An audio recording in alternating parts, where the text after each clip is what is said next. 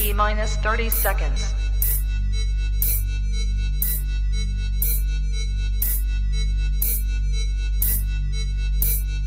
T-minus 20 seconds.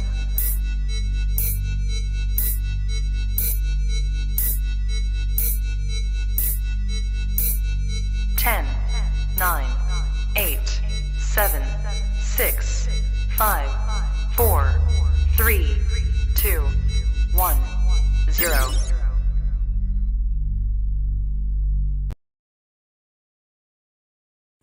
Good. You ready for do more in the future? Trap Talk podcasts? Yes. Man.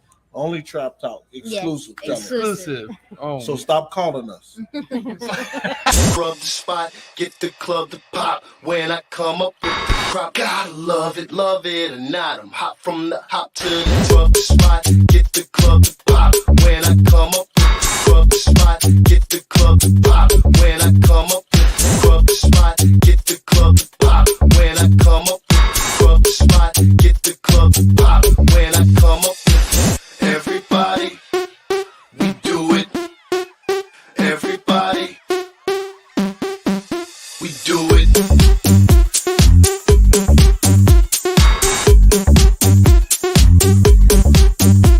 Do it.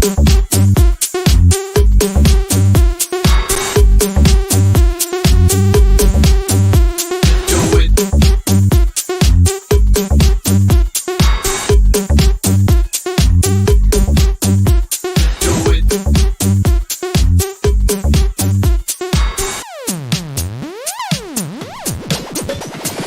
Rub the spot, get the club to pop. When I come up with the rub the spot, get the club to pop. When I come up with the rub the spot, get the club to pop. When I come up with the rub the spot, get the club to pop. When I come up.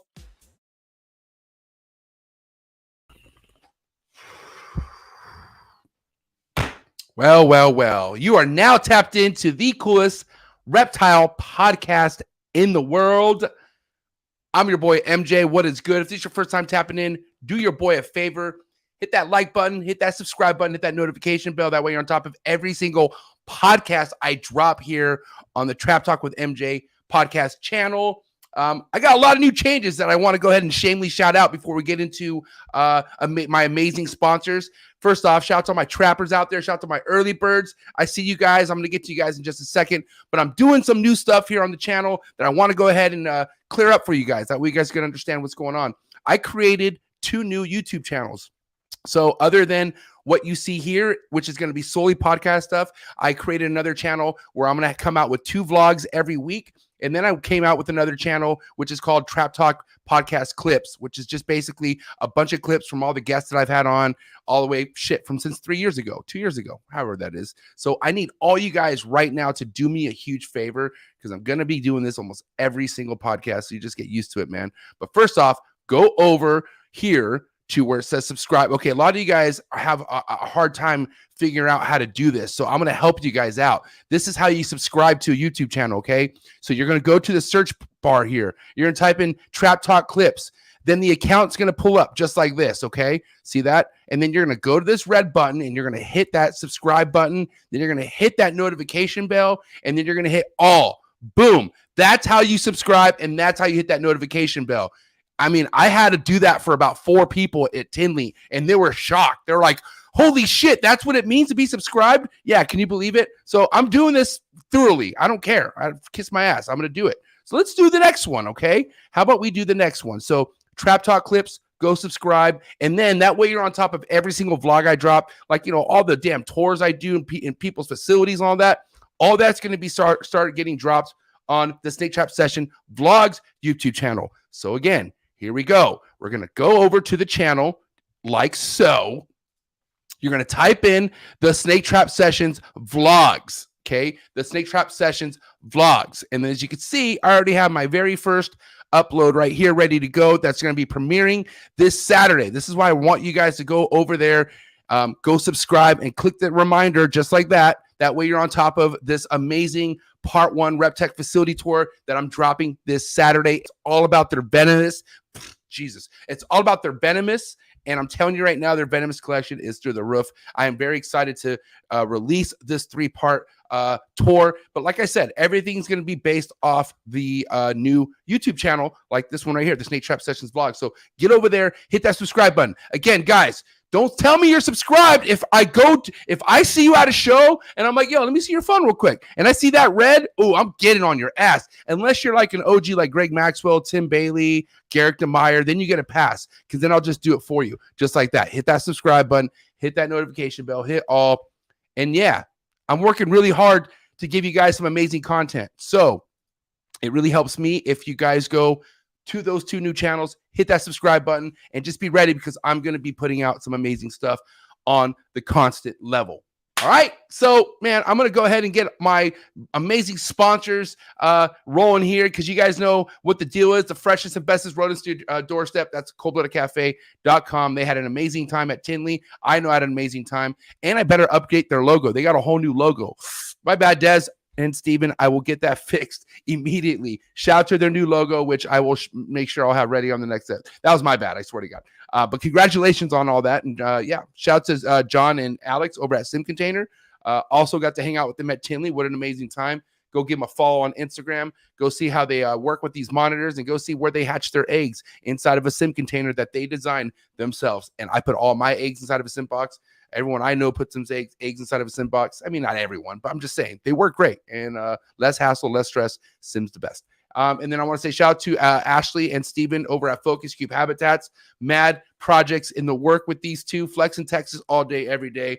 Cannot wait to get this room completely decked out, which is like going to be pretty soon here in the next month or so. And I'm so excited. Got so much stuff coming.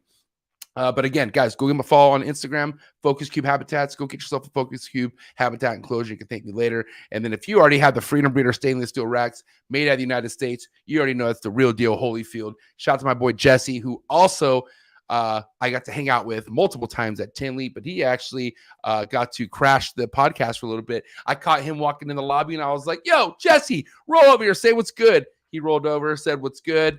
And man, what a time. Shout out to my boy Jesse, who also I have mad stuff in the works with as well.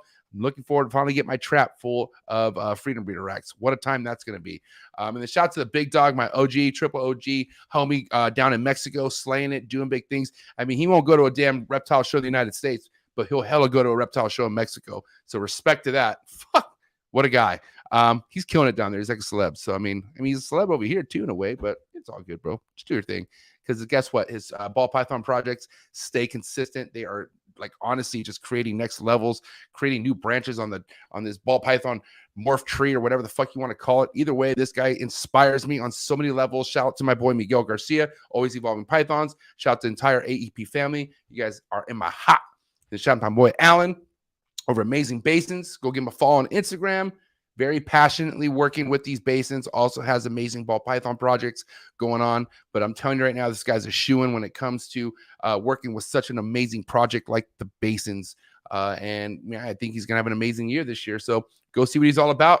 Go fuck with my boy on Instagram. And then also, if you are really passionate about wanting to get a more background information on how you could own a basin and all that from Alan, the best way to do that is join his Patreon page. So go give him a follow, hit him up, tell him your boy MJ sent you. Shout out to my boy Alan, and then shout out to Blake Stewart, another guy I had a great time with at over at Tinley this weekend. He had some of his crew members with him, so it was awesome to meet some of the people associated with this team. Because, like I said on many podcasts before, that Blake Stewart is doing big things for this hobby, breaking the mold with these brand changes and whatnot. And yeah, man, I'm excited to see the work you're doing for everybody. I appreciate it. If you guys are really serious about wanting to take this to the next level, and I'm dead serious, man, if this is your life and this is what your full-time thing is, marketing's everything, go talk to my boy Blake Stewart. Just don't waste his time.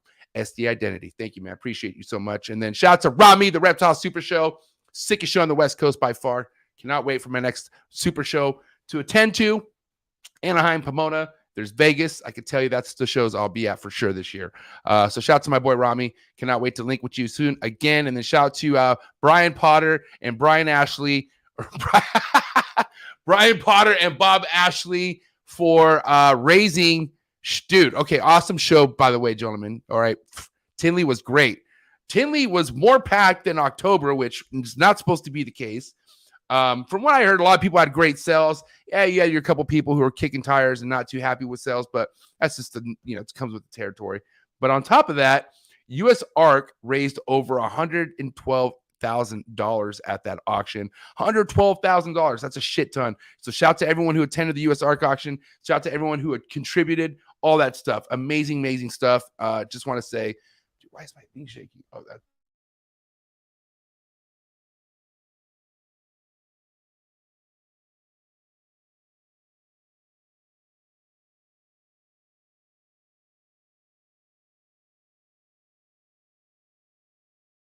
All right, there we go. Can you guys hear me now? All right, cool. All right. Anyways, all right. USARK over 112K at that auction. From what I remember, it was amazing. Kind of blacked out towards the end. Just kidding. But I had a great time. So, yes, guys, I just want to say shout out to, I'm all fucked up now. So, USARK, guys, please go down. If you do not know what USARK is, go down to the link below, read up on it. Very informative. They keep you updated on legislations that are happening when it comes to animal rights, because you never know what they're going to throw at us. It's constant bullshit. So we need to do our job as keepers to come up and fucking help USARK fight for our animal rights. So if you could become a member today, great. Go down to the link, click on that, become a member like all of us. And then if you're not sure, just read up on it, man. If you have any questions, hit me up, hit anybody up. For the most part, I would say 8 out of 10. Okay, 7 out of 10 people really support USARK. Okay, stay away from that 30%. They're, I'm just saying. But yes, thank you, Phil Goss, for everything that you do. And like I said, congratulations to USARK, and shout out to everyone who got who were a part of that auction, helped to get to 112K. That's amazing. And then if you ever want to hit me up, if you ever want to see what I'm working with, best way to do that is on Instagram. Hit me up on mjexoticscartal with an A, not an E, and then go give my podcast Instagram page a follow as well. Trap Talk with MJ podcast. Shout out to my Twitch viewers. I see my Twitch viewers going up. If you would like to support this channel more than a subscribe or a like or a comment, you can send me any donation to Exotics Cartel with an A, not an E, and then any super chat. So if you have a question for my man, Dr. Booth, and if you like, you're a damn, I want MJ to really ask this question, then you want to go ahead and shoot me a super chat, because any donation, any super chat during any podcast since day one, I submit over to USARK. So if you want to, let's get the rally going here, guys. Let's do it. Super chats to USARK. Last but not least, shout out to my Patreon members, man. My family, cannot wait to link with you guys this year at Trap Fest 2022. It's going to be amazing. But if you're out there and want to become a part of a sick-ass community, well over 100 people at this point, but we are just growing. We're learning, part of a sick-ass Discord. And when you become a Trap family member, you're one of them. If you're like, damn, or if you've been watching this and consider it, dude, stop. Just join. Join the family. Come see what we're all about. You're not committed to anything. You don't need to sign a contract. Just don't be a Bob Smith, and you're good. If you feel like I think I'm a Bob Smith, and yeah, don't, we're good. Maybe reevaluate every week or something. But either way, if you out there are wanting to expand knowledge more than what you work with now, or if you want to learn with what you work with now, if you just want to get more out of this period, then you're going to want to go down to the link below. You're going to click on the Trap Talk Patreon link and join the family today. As soon as you do, you get the link to the Discord, and you can see the channel full of a bunch of amazing stuff. Every species, everything that's related around reptiles. So many different channels. I got to count how many channels we have at this point. But all my people know in the early birds, all my Patreon family member knows how sick that Discord is, and it's because of my trap family member that I'm building. Is why you should join. So go down the link, click on it, see what's good. Shout out to my Patreon members. What is good with the early birds? Who do we have? Who's excited for my man, Dr. Booth? I know I'm excited. My boy, Deviant Glass. Shout out to my homie for also creating, he blew a custom piece, obviously a bong, right? But he blew a custom piece for USARK, which I sold for like well over $500. So shout out to the homie right here, Deviant Glass. That was hella sick, and he's a Trap Talk Patreon family member all day. Shout out to the homie Dom. What is good? Vegas right here in the building. Trap Talk Patreon family member all day. What is good? Chantel, Pacific Rim Serpents. P&W in the building. Also, Trap Talk family member all day. The homie Sean Perry in the building. What is good? Sound Serpents. Trap Talk family member all day. Eric's Morph Factory. What is good? Trap Talk family member all day. Well, actually, no, you're not. I want you to be, but you're not. Why don't you join, bro? You're here all the time. You're a real one. Lizard Man, what is good? Trap Talk family member, one of the new ones. Just got one of his. Okay. Check this out too. Just so you guys know, I have these shirts still available, which was only available to my Patreon members, but I did come out with a wave.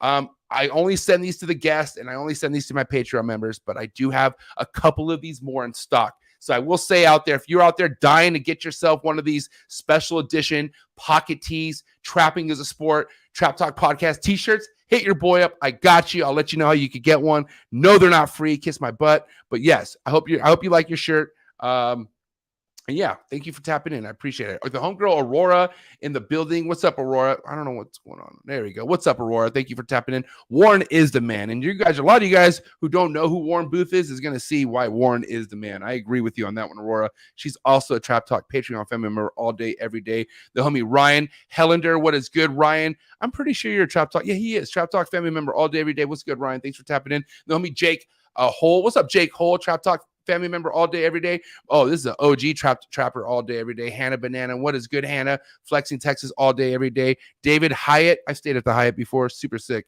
Thanks for tapping in. 1776 Exotics. OG Trap Talk family member all day, every day. It's my homie right here. Big Mike. Thanks for tapping in. Trade Men's Exotics. What is good? Thanks for tapping in. Mason Johnson. What is good? Thanks for tapping in. Johans Honka. Sick ass name, fool. Damn, this will be cool. This guy been pulling ladies at the bar for sure with that name and with that suit. I like it. Very player. My kind of guy right there. Wise guy Reptiles. What is good? Mosh Balls right here. Got my homegirl Michelle and her husband. Got to meet her son. Amazing family. They were in the building at Tinley. I got to say, these people have just started within less than 5 years, and they are already set up at Tinley. They got in there somehow, which kudos to you guys. It was amazing to see them. Give them a follow on Instagram. Trap Talk family member all day, every day. And the homie John Wilcox was actually set up right next to Cold Blooded Cafe. I was able to walk over, say what's up to him for a little bit. And you know what? We're going to end it with style with the homie John Wilcox, bro. Shout out to my boy John Wilcox. All right. Wow. What? Whoa. Oh, okay. All right. Oh, I like this. All right. Right off the bat, USARK donation. Ooh, Florida. Hey, I will say, guys, shout out to anyone out there fighting for USARK Florida, because USARK Florida, USARK, essentially the same thing, but they're not. Two different entities as far as their donations go to, because Florida got their own plate, right? So shout out to anyone who supports USARK Florida. I do know that we did raise some money also for USARK Florida at the USARK Tinley. So yes, thank you for that donation. And I will end it with one more sick player. That's Keith Flax, the homie Keith Flax. Thank you, Keith Flax, for being here. But guys, what is good? Again, before we move forward, hit that like button. If you're just tapping in, this is going to be a great episode. See this shirt? Emerald. No, wait. I think this is con. Wait, I think there's an emerald on it. Anyways, I'm excited because my man Warren, Dr. Booth, very unique individual. I've never met a guy like this. I can tell you that because he's educated. Not that I don't know a lot of educated people. This guy does his research. Literally does his research. He doesn't fuck around. That's why he doesn't like to hear a lot of shit and mess that's all plastered all over the internet. And I'm lucky enough to have conversations with him on how he feels about some of that. But we're going to talk about that tonight. And we're going to talk about many other things. We're going to talk about a lot of things that are called reality when keeping with reptiles. But either way, we have from Oklahoma, my man, Dr. Warren Booth. How are you doing, MJ? I love the guitars on the wall. That's a bass. Oops. Oh, sorry. That's a bass right there. Both basses, right? Yeah, there's a couple. There's 6 basses and a guitar. Well, listen, I'm excited that you're finally on the show, Warren. This is awesome. Man. It's good to be here. How are you? How's the family? How are the 2 kiddos? The wife? I got to ask. How's everybody? Everyone's great. My wife's been getting over a cold, and she gave it to me, which is great. So I'll give it to the kids, I'm sure. But she's out of the school function tonight, so I had the kids to put to bed. Hence my slight delay in our sound check. But everything's great. Everything's good. Looking forward to the summer and for vacation, and kind of chilling out. So Warren, I mean, before we really tap into things, you dabbled and kind of have a passion for multiple species of snakes. I can't really just kind of wrap you around one species. I mean, I could tell you one thing you're very knowledgeable about and passionate about are the emeralds, which we'll talk about. But As far as right now, can you kind of let people know what your position is with the animals, like, and with, like, relate that to your 9 to 5 or the career job that you have? What is it? What all do you have going on right now to just catch people up to speed? Animal wise, at home, I keep a bunch of different corrales. So I've got emeralds, Amazons, Corylus, Grenadensis, Corylus annulatus, so the Granada bank, the annulated. And then I got 3 localities of Richenbergeri, so the Trinidads, the Venezuelan, and the Costa Rican. Yeah. So I've got a lot of those. That probably makes up about 50 animals, maybe 55, 60 animals. Okay. And then I've got a bunch of Boa Sigma, which are the Sonora Desert boas, the Mexican boas. And I've got very specific locale projects. I've got pure anarthristics, pure hypomelanistics, and then the leopards. I've got Costa Rican boas, which are Boa Imperator, and I've got a T-positive version of that and the leopard form of that as well, both locale pure, and a bunch of other little bits and pieces for boas. And then what else have I got? I've got green Sanzinia. I've got Dunn's pythons, womas, caramel Sumatran blood pythons, Brazilian rainbows. And I've got that cool Corylus hybrid as well, an Emerald Amazon hybrid. And this is everything at your house, right? Like this, because you also have most of it's in my house. I keep my wild caught emeralds at my lab. Okay. But and I've got my pair of Costa Rican Richenberger at my lab, just because I brought them in there, I don't know, like 9 years ago, and they just stayed there. So they're just in my office at work. I was hoping to do this from my office this evening, but just whenever my wife's kind of school function came up, I had to kind of revise that. So the background should have been this whole bunch of cages that I just got built for my Corylus in my office, but unfortunately you got bases instead of snakes. So I'll take bases. And how that relates to my work. Well, I'm an associate professor, evolutionary genetics, evolutionary genomics. I mainly work on how organisms adapt and evolve in urban environments, and we use insect kind of pest systems for that there. Right. But we've got side work that relates to reptiles. So we do a lot of work on reptile parthenogenesis, so virgin birth in reptiles, and we work on mainly snakes, but we're doing some snake phylogeny work, so identifying new species basically, and we're doing that with some pythons. We're doing some reticulated pythons on islands work, and what else? Probably a couple of other bits and pieces. But the reptile side of my research is all purely a hobby kind of style. I don't apply for research grants for that, but the stuff that keeps undergraduates happy and allows me to still have fun, So, well, not that I don't have fun with my real work, but it's a bit of fun. I mean, what's amazing is, and people will get an idea what we're talking about here is you're naming off species that aren't even close to commonly work with. Like, yeah, maybe a couple people dabble in them, but like, for instance, the Russian burgeri and like the species of that, like, the Trinidad is definitely one of my favorite ones.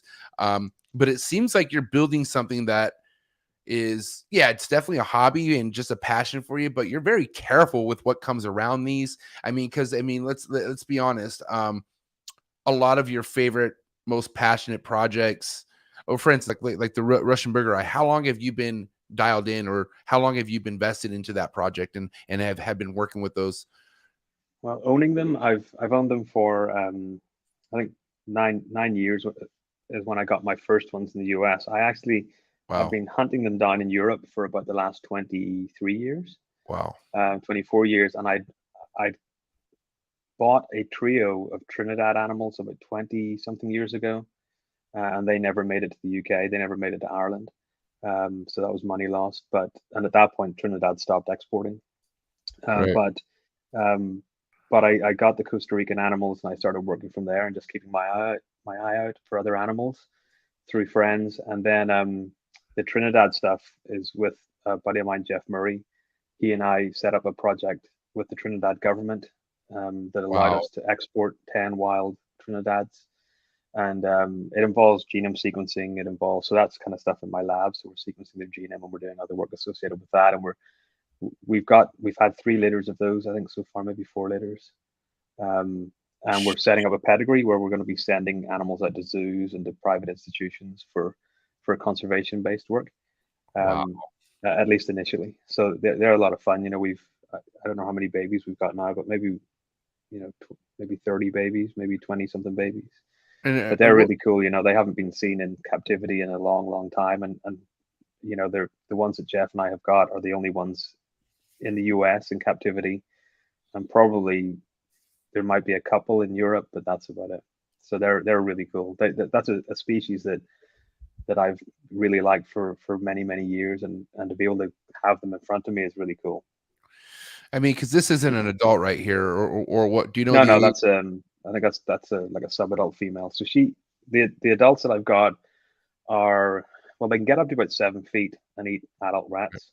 Right. The ones that I've got here are eating medium rats, so they're probably about 6 feet. So they've probably about another year before I'll pair animals at my place here.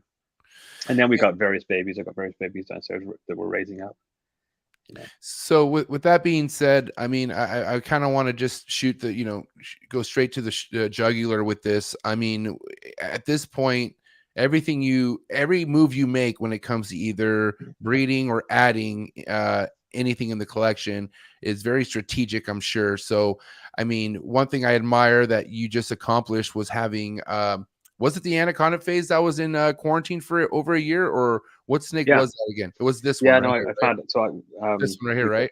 Yeah, we picked up a group of those from various different distributors, maybe in September of 2020, and I've had them at the lab, just in quarantine, very basic tubs kind of set up, and just establishing them, and it was only maybe last month that I finally put them all into their permanent cages. But they're doing great. So that female, she's pretty big. She eats adult rats. Right. She's just a phenomenal animal. They're all really good. So one of them might be gravid. I'm not really sure. They've been paired. I didn't see any breeding because it's all at the lab, and at night, you know, I'm not in the lab at night, so I don't see the activity. It's different. The animals that I've got here that are breeding, I can check on them frequently, but the ones at the lab I don't know. But I have one of the females that's just been basking under the heat source at 88 degrees for the last, I don't know, for the last month or so since she's been put into that new cage. So we'll see. We might get babies from an anaconda phase pairing later this year. And if you could kind of tell us, Warren, you know, exactly why it would at least, like, in your opinion, you say an import animal should clear quarantine in a minimum of a year, right? And maybe some people might think, well, why a year? And I kind of want to break down why a year is an important time frame for you, or you feel like. Yeah, so normally if I was adding an animal to my collection, which is really rare, I would say a minimum of 6 months, because that allows me to determine if there's anything going on with the animal, right? So if there's any obvious illness, if there's, you know, any external parasites and so on, so I can clear everything up very quickly and check that they're feeding and so on. With emeralds, it's different because they can develop regurgitation syndrome anytime, you know, up until about a year or just after a year once they're in captivity. Right. And once that happens, then the animals are largely lost. You know, it's very difficult to bring an animal back that has started regurgitating. No matter captive, born and bred, or import, much, it doesn't matter, correct? Yeah, pretty much. You know, if the animal in captivity starts regurgitating, has never seen a wild caught, then it's probably a different thing. But the problem is with regurgitation, it damages the intestinal lining and the stomach lining so severely that it stops the production of gastric juices, so they can't digest. It's not a case of them just taking small meals. They simply can't produce the digestive juices that are required to digest a meal. And, you know, people might say, well, you know, my 5-foot emerald it won't take a medium rat, which it should, without throwing it up, but it'll eat a small mouse. Well, an animal's not going to survive on a small mouse. You know, those animals are effectively gone. So, you know, emeralds, people think about them as being really delicate things, and I don't think they're delicate at all. I think they can be really hardy animals once you've got them and they're established. And, you know, I continually feed meals to my animals that are larger than the mid-body. You know, so adult rats for that large female. Most of my other females are on medium rats, and they'll move up to large in time. And they get fed once every 3 to 4 weeks. I keep some males smaller, so they're on medium to small rats, but you know, even babies, I don't feed them small meals, they get large meals, just less frequently. Because it's not as if in the wild they can turn around and say, you know what, hold on, that rat that's walking past is a little bit too large. I'm just going to ignore that one, and I'll wait until the small one follows on. They're going to take whatever they can get. Right. So, this idea that they need small meals I think is complete nonsense. Okay. Yeah. And I mean, shout out to Stephen Cush, but I remember because of my PTSD of having so many imported emeralds regurge on me because I bumped up their meals. Yeah. There was a situation where, I had bought these two, you're going to laugh, but, labeled United States Captain Born and Bred. And I remember paid more money for them. And I was like, damn it, and these things were doing great. Like these were not like anything like I was dealing with the other ones. But I was also being really careful with the meals, right? And I gave them, I don't know what I was just like, hey, I think I'm gonna give them a bigger meal. And I remember giving them the meal and I'm seeing it how much noticeably bigger it was than normal. And I freaked out and I was like, dude, this is bad. I was like, they're gonna throw this up. And I called Steven to let them know, like, hey, dude, I think I just killed my emeralds. And he was just like, well, kind of explained how these things are actually designed to hold down and take big meals, and that if those things are healthy, they'll hold down that rat pup basically. Well, and and even if it does regurge one meal, that's not the end of the world for it. There's other reasons why an animal can regurge a meal, Right. but if it's doing it continually, then there's a problem. If it's doing it 3-4 times, then here's the thing with that though. I've never even heard of anyone being able to get a snake to bounce back from a regurge. Like they want even like, okay, here's the thing with that, because if a snake does regurge, you got to wait at least 30 days to feed it again, right? And then you it's have about that there, about that, right? And then you want to give it something smaller, right? Because the stomach is so tiny, right? So and then I feel like from my experience, I've even had some go so long with getting away with it, and then as soon as I bump that up again, it puked again, and I was like, at that point, there's a more there's a greater problem. So that's the the idea that they can survive on small meals just doesn't work.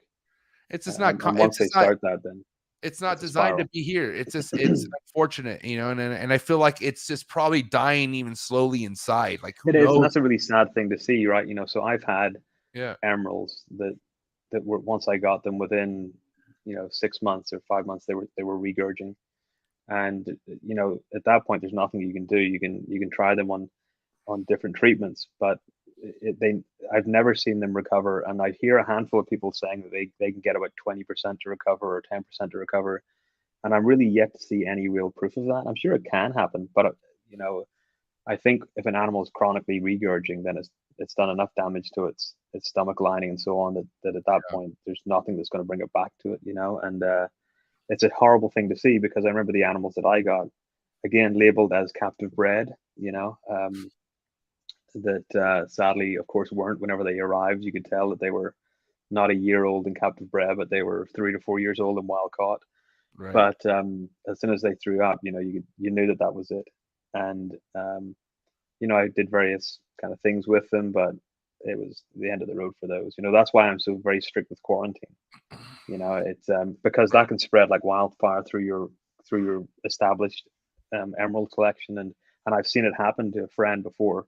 I watched his emeralds just get destroyed from bringing wild caught into the same collection that he had his other animals in, and they weren't in contact with each other, but there's obviously been some way of spread for that between animals, and it just wiped out these really long-term established animals that were incredible. Were they also boas that got wiped out, or what got wiped out? They were all emerald tree boas. Wow. Yeah, and it's just patternless animals, anaconda phase, high whites, just incredible animals, and they just destroyed. It's just tragic. So I'm, with what I've got at home, I just can't risk it. So that's why the wild caught stuff goes to my lab, and even with the wild caught stuff there, that's now been there for what's that, 16 or 17 months. They will. I won't introduce anything into that lab. I normally keep that area for quarantine. But now that those animals are there, there's nothing else coming in. If I want to bring in, so the other animals that I'm looking for are pure patternless emeralds.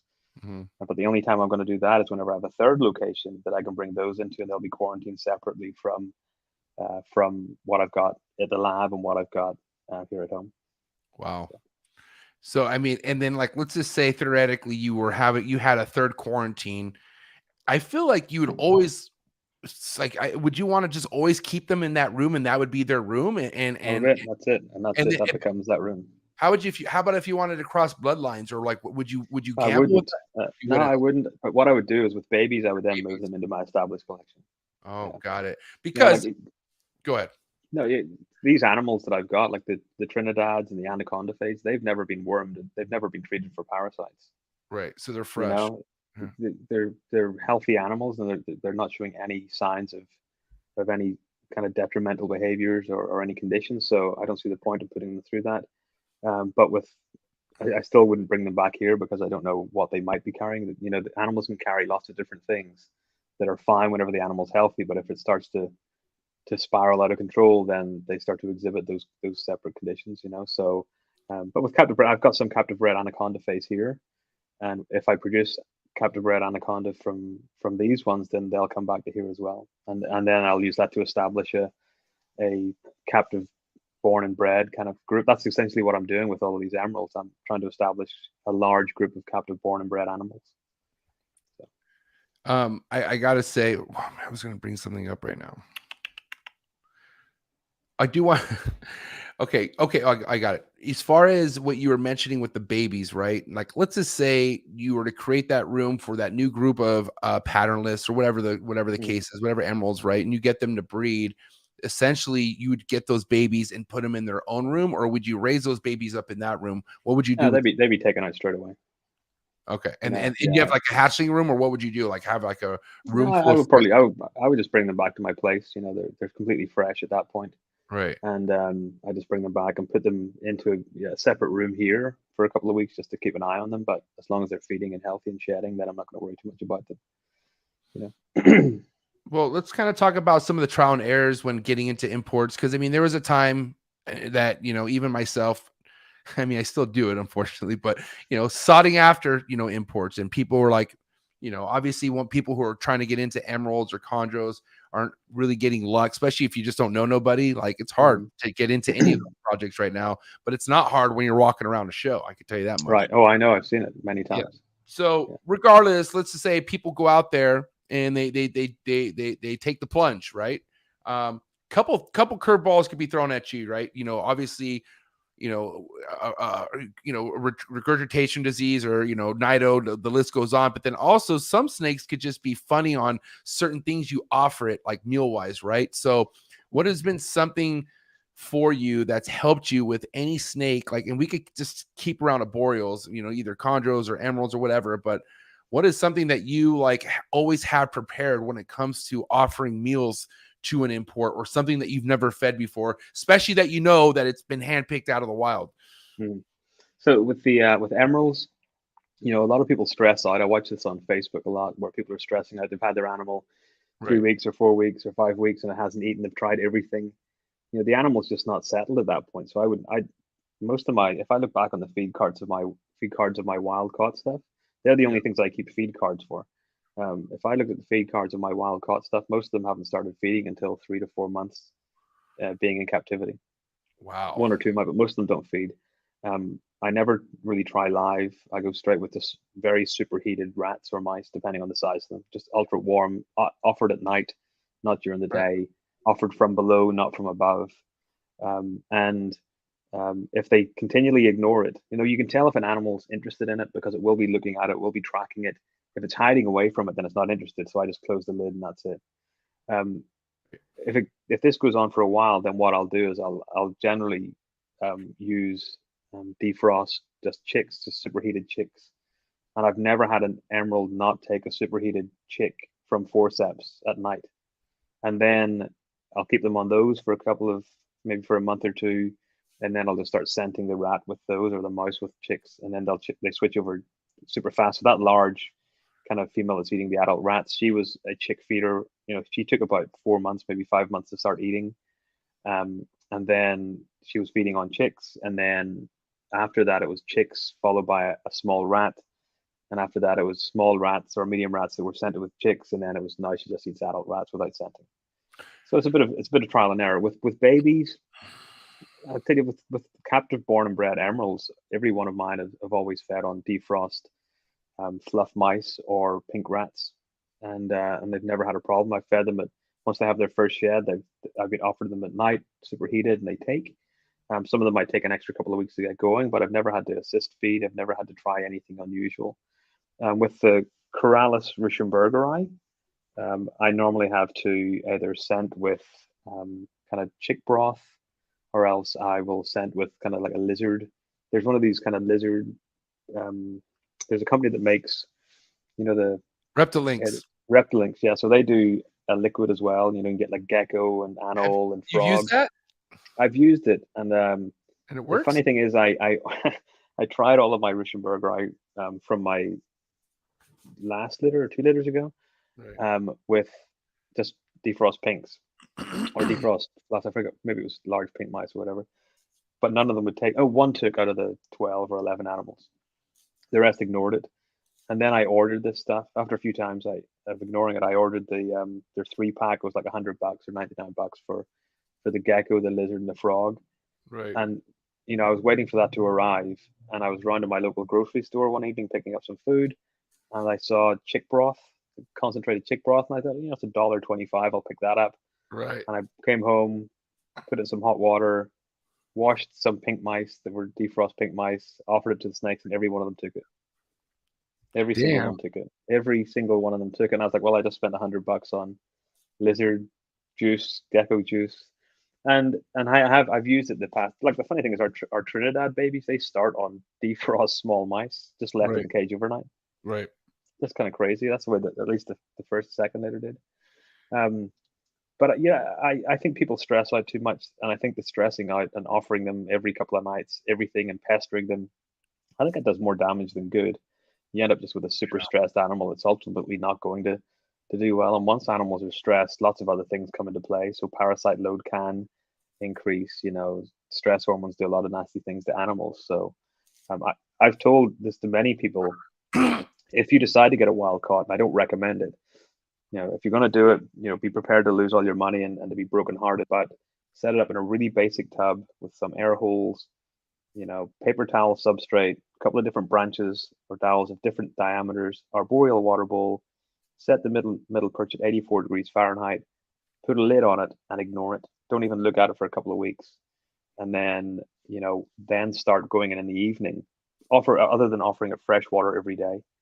Then go in the evening and, a couple of weeks later and start thinking about if you want to try to offer it food. You can tell if they're hungry because they'll be moving around. They'll be sitting in an S shape with the head down. And at that point, then you can say, right, I'm going to offer it a meal. And don't be shy with the meal that you offer it. Don't give it if it's a 6-foot snake, don't give it a mouse. Give it a medium rat or a small rat or a large rat, depending. Yeah. Because if it doesn't keep it down, then the animal's junk anyway. Yeah. Now, and let me ask you this. Now, go back to the anaconda phase that was only eating chicks.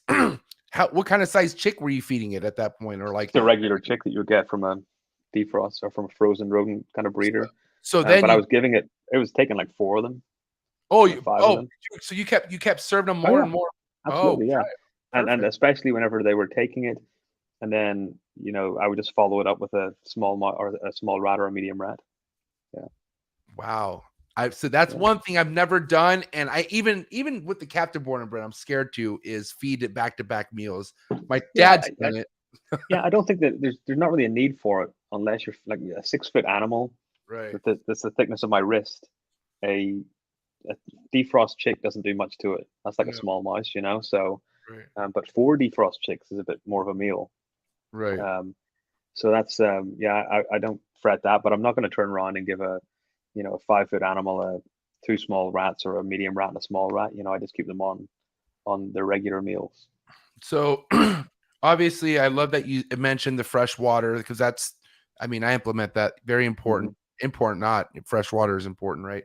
But for the people who are just curious on how you time your trials, right? So like, for instance, you go in 1 week, she wants nothing to do with you, period. You said leave it alone for 2 weeks, right? Yeah, leave it alone for a week or 2 weeks, But then once you notice that there is a little bit of a mood change and that it's hungry and it eats, how often are you feeding it? Like, when would you offer it a meal? Every 5 or 6 days. Once it's starting to look active and look hungry, and if it ignores the first one, maybe 5 days later I'll offer it again, and I'll just try that there on that kind of regime. And if it's heat's a really big thing, humidity in the cage is a really big thing, but heat offered on long forceps seems to be a big thing. And at that point, I don't mind beating the animal around the head a couple of times with the with the rodent or the chick, just to get it annoyed, and very often it'll bite then. If it's biting and releasing, then it's not doesn't want it. So you just back away, close the lid. But it'll change. It's very rare, I find, for these animals not to start feeding. But I think those that go in and try and feed it really frequently and are really harassing the animal and pestering it, then I don't think that does any good for them. So that's why about every 5 days I would try them. But most of mine, I can tell you, over the last 25 years and the number of wild caught animals that I've had, most of them kick in within 4 to 5 months, and then they're plain sailing all the way through. If they're healthy animals. If they're going to regurge, then they'll regurge within the first couple of months of starting to eat. Right. And at that point, then it's the end of the line for that group. Yeah, it's unfortunate, but it's also very unfortunate when people aren't careful about things, and you have a situation like a imported emerald wiping out a whole collection. Like that's I think that is. It's very easy to go to these shows and see some of these wild caught animals that are sitting for $350 and think, that would look great in with my group. And my group's made up of either long-term captive animals or captive bred. And you think it's going to work out fine. And the people bring it back and put it in a tub in the corner of that room. And they're using the same feeding tongs to feed the animals. And if it's ignoring that, they'll give that rat to something else. And it's just so easy to spread this stuff. So, it's hard. Like I've even at Arlington's really the main show that I would go to. And there's been many times where I've seen a patternless animal and I've had to really, pull myself back and say, it's just not worth it. I don't have a third quarantine place set up. and depending on the person that's got it, 9 times out of 10, I'm not going to buy it anyway from the person that's got it. So I've become ultra fussy. I've got too many animals that I've spent too many years working with to watch them die. I can there'll be another time in my life that I can pick up other stuff. It's just like that would be a very selfish act to have to live with, to like, man, let me see what happens, like and just have it come across things that you've been thriving and keeping alive for years out, and because all it takes is that one mistake. But I don't know, man, at the end of the day, a lot of people haven't been in this that long, especially a lot of people who are putting themselves out there like myself. I haven't been in this long at all, but I went in quick with the imports and I saw what they can do. I know. So that's why, you can end up with a freezer full of green things very quickly. Oh yeah. My whole bottom freezer, all green. You know what I mean? Yeah. It's all green. But like with this most recent import that I got, it's sitting on top of a washer and dryer, completely away from everything else, like in a corner, and it's sitting there, and but I'm looking forward to the day it eats, because once that happens, and that's like you said, that's when what the hell the deal is. You know what I mean? You'll know within 5 days. You'll know within 5 days. And it's taken a meal that's a good size, not one of these tiny little things. People are like, give it a small meal to get it started. It doesn't work like that. Right. Animals, again, in the wild can't turn around and say, I haven't eaten in 5 months. I'm going to wait until that small rat goes past. They'll take whatever they can get. Yeah, and a healthy animal will be able to hold that down. Of course, if it's way too big for it, then that's a different story. But if the rodent is the same girth as the animal, it should be able to take that fine. And I think the issue is that captive bred still aren't available very often. No. And many of us that do produce them like to hold them back. Or they politically trade them off to somebody. Or we send them to other people, right, who are working with captive bred animals and trying to establish captive bred groups. And and that's not. It's not used in a way to keep people out of it, but it's used in a way of trying to help establish captive bred groups among people that can breed them. I love it. And then what that means is in 3 to 5 years' time, those captive bred groups are now producing captive born and bred babies, second generation. And those are the ones that people can get their hands on. At that point, it's like buying a corn snake or a ball python or whatever. They're bomb proof. They're rock solid. Right. But it is so tempting, because whenever you can't turn around and find a captive bred animal, or more importantly, if you can't trust who's selling animals as captive bred, then it's very easy for people just to turn around and pick up an emerald and buy it at a show. And I will say that 99 times out of 100 for most people, it ends in disaster. They put it in their enclosure and they set it up completely incorrect, and they wonder why it's not feeding and it's not shedding and it's looking terrible, and then people will give them advice and then they feel that they're criticizing them and it all turns into disaster, and then and then that person never wants to keep another emerald again. So here's, You know? I mean, my biggest, and I still have this problem to this day, but I don't like listening to criticism. I don't, sometimes I just don't like to hear people, but I could tell you right now, what's made me accept that I'm wrong more and just being able to fucking suck down my pride and just change is the care for the animal. I want what's best for this animal. So if I know that I'm doing something that could prevent a longer life for the animal, I don't give a fuck how that makes me feel. I am willing to accept it and I want to change it. And I was never able to do that with anything in life. Like I could never really own up to shit. But because how much information is available from people who've been doing this correct for many years, if you just listen a little bit more and not just break down on yourself, because people do get hard on themselves. I feel like I'm definitely somebody who gets really hard on myself. But it's one thing that people that you see, and this is like clockwork, Warren, damn well. But if one thing that you notice, especially on the Facebook groups, is you find somebody who comes across an emerald, they inquire it, they spend all this time, even money, setting up this fucking bioactive enclosure with all these damn heat bulbs. You have like 3 red heat bulbs here. You have this there, basically cooking the snake. But they spent so much money and time. They posted so many pictures on Instagram. They are like, no, this works.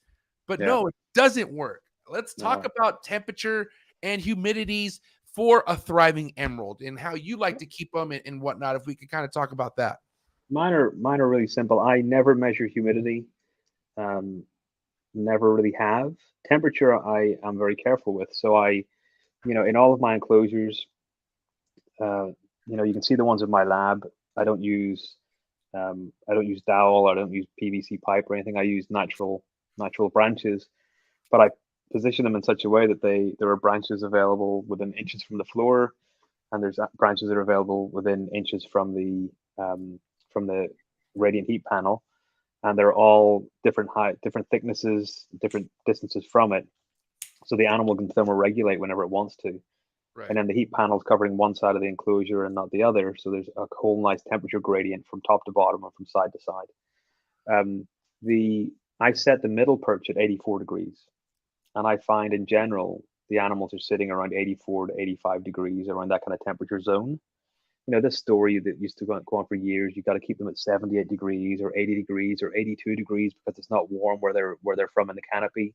Well, I've been to Central America and I kind of know that it is quite warm in the canopy. I've been in the canopy, and I've used a heat gun to measure the temperature on leaves and so on and branches.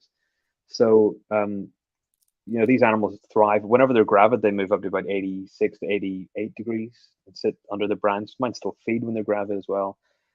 But they sit and bask at a higher temperature, obviously, just like any other gravid snake. But most of them, my animals, all the babies are all set at 84 degrees ambient for their ambient temperature. And I love going into my lab at night now that the animals are all set up, because I'll find them perched, like that big female. She's always perched in a different place, depending on whether she's just fed. And once she's fed, and she's got, when she eats a large rat, she's got a massive bulge in her. You'd think she was ovulating. She'll move either closer to the heat spot or move away from it. But she's not just sitting on that one perch that somebody has in their enclosure that allows for no thermal regulation. Thermal regulation is the key to keeping emerald tree boas, in my opinion. They need to be able to move towards a heat spot and away from a heat spot, and in order for them to thrive and digest their meals. So the only ones that don't move are my gravid females, and they'll just sit in that one position. They'll still feed, but they just sit in that one position at like 88 degrees. So there's a picture. I'll have to, maybe I can find it here on my phone. I'll show you it on my Instagram of a female that I think is gravid.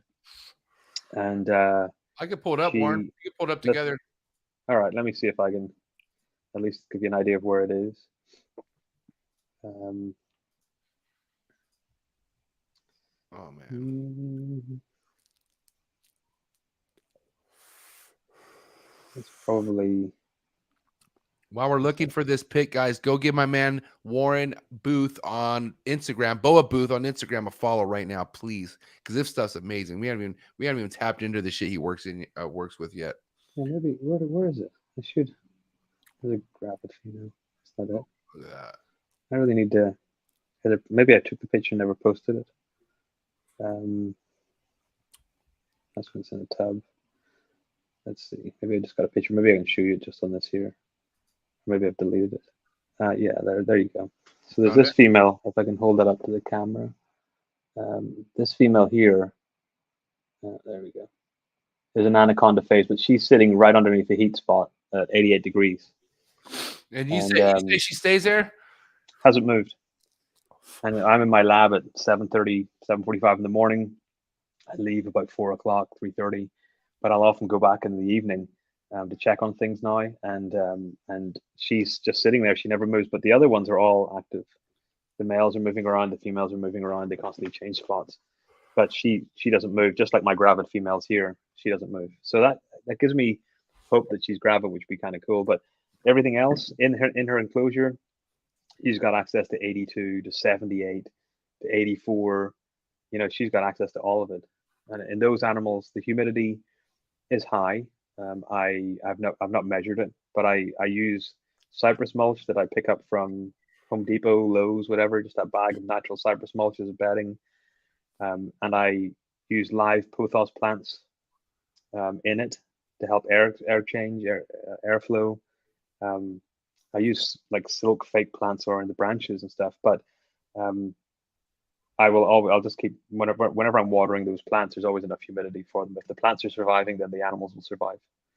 You know, and I use UVA, UVB bulbs. I use decent quality reptile forest dwelling UV bulbs in those enclosures as well, and the animals will frequently sit underneath those or else move away from them. So they've got, and there's also in those enclosures I use Mist King systems. So there's the misting nozzles, and that will come on. It will spray just the entire enclosure. So whether the animal gets it or not, or whether it just gets the substrate, that comes on maybe 3 times a week for about 3 or 4 minutes, maybe less, not maybe 3 minutes, 2 minutes. So every adult has the Mist King inside of it? Yes. Yeah. Wow. Yeah, because you can use one system to power a bunch of different. So I think every one system I got powers like 6 enclosures, and the way I set up the enclosures is normally 3 4x2x2, and then 2 or 3 2x2x2. And I set it up with a male in one 2x2x2, and then below it's a 4x2x2 with a female, and beside that male is another 4-foot enclosure, and there are connecting pipes between them with caps, so I can undo the caps and let the male naturally move in with the female whenever it's kind of coming to the right time. Whenever I see females starting to look like the maturing follicle, so I'm not handling them. I never handle my emeralds, so whenever I see these pictures of people like taking them out and letting them go around them, I never do any of that. Wow. I never have. Why is that? Well, I've been bitten by one 7-foot Amazon tree boa once, and it wasn't pleasant. But also, they're not designed. They're not designed. They haven't evolved for that, right? They're an arboreal snake with a laterally compressed body.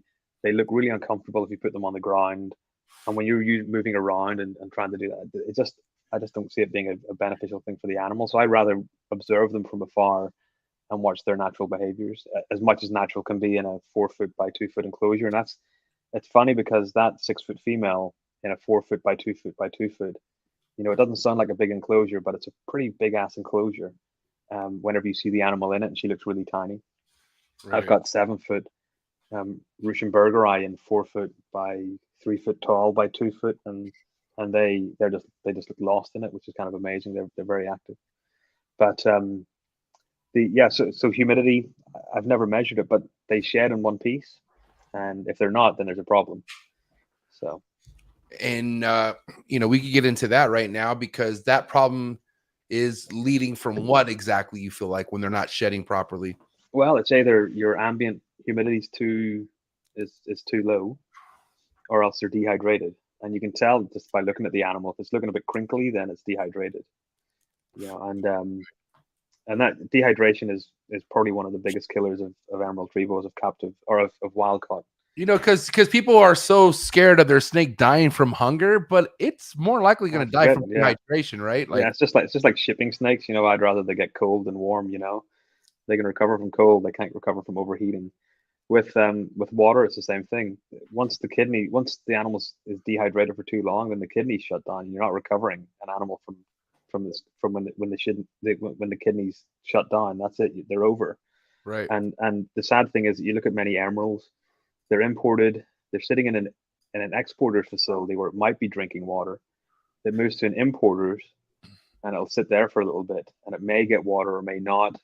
I don't find that my emeralds, wild caught or captive, take water from water bowls on the ground. They all take arboreal water bowls because they're moving around at night and they're finding them.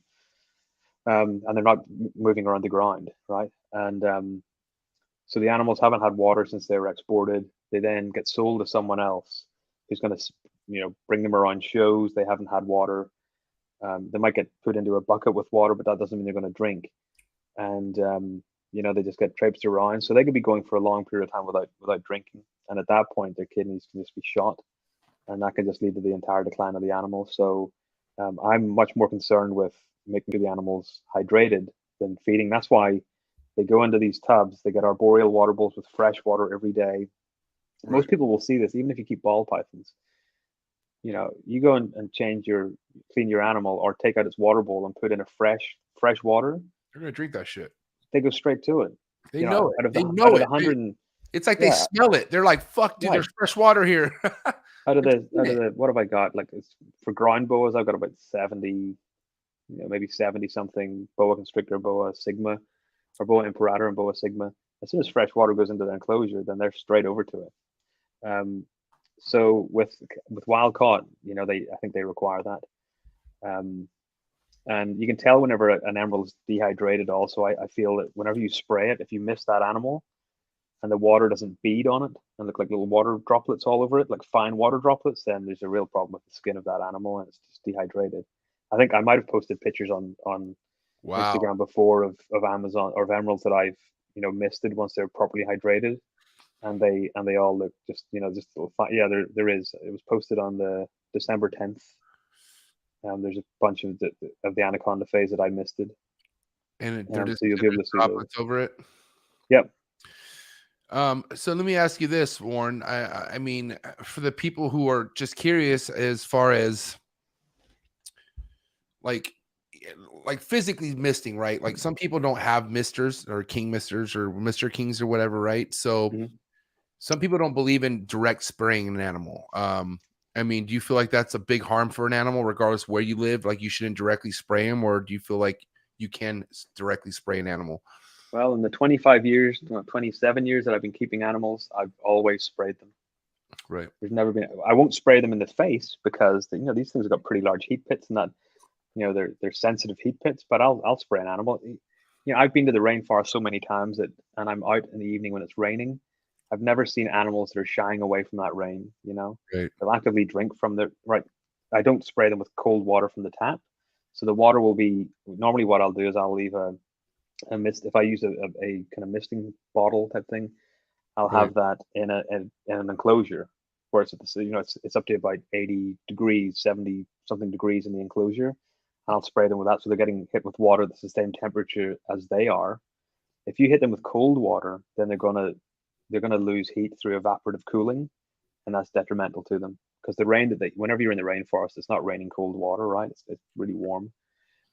So therefore, I'll mist them with warm water, not water that's warmer than their enclosure, but water that's sitting around that temperature or just below it. So I do that every time. Doesn't matter whether it's a baby or an adult, wild caught or captive bred, they get misted, and I'll watch them drink from it.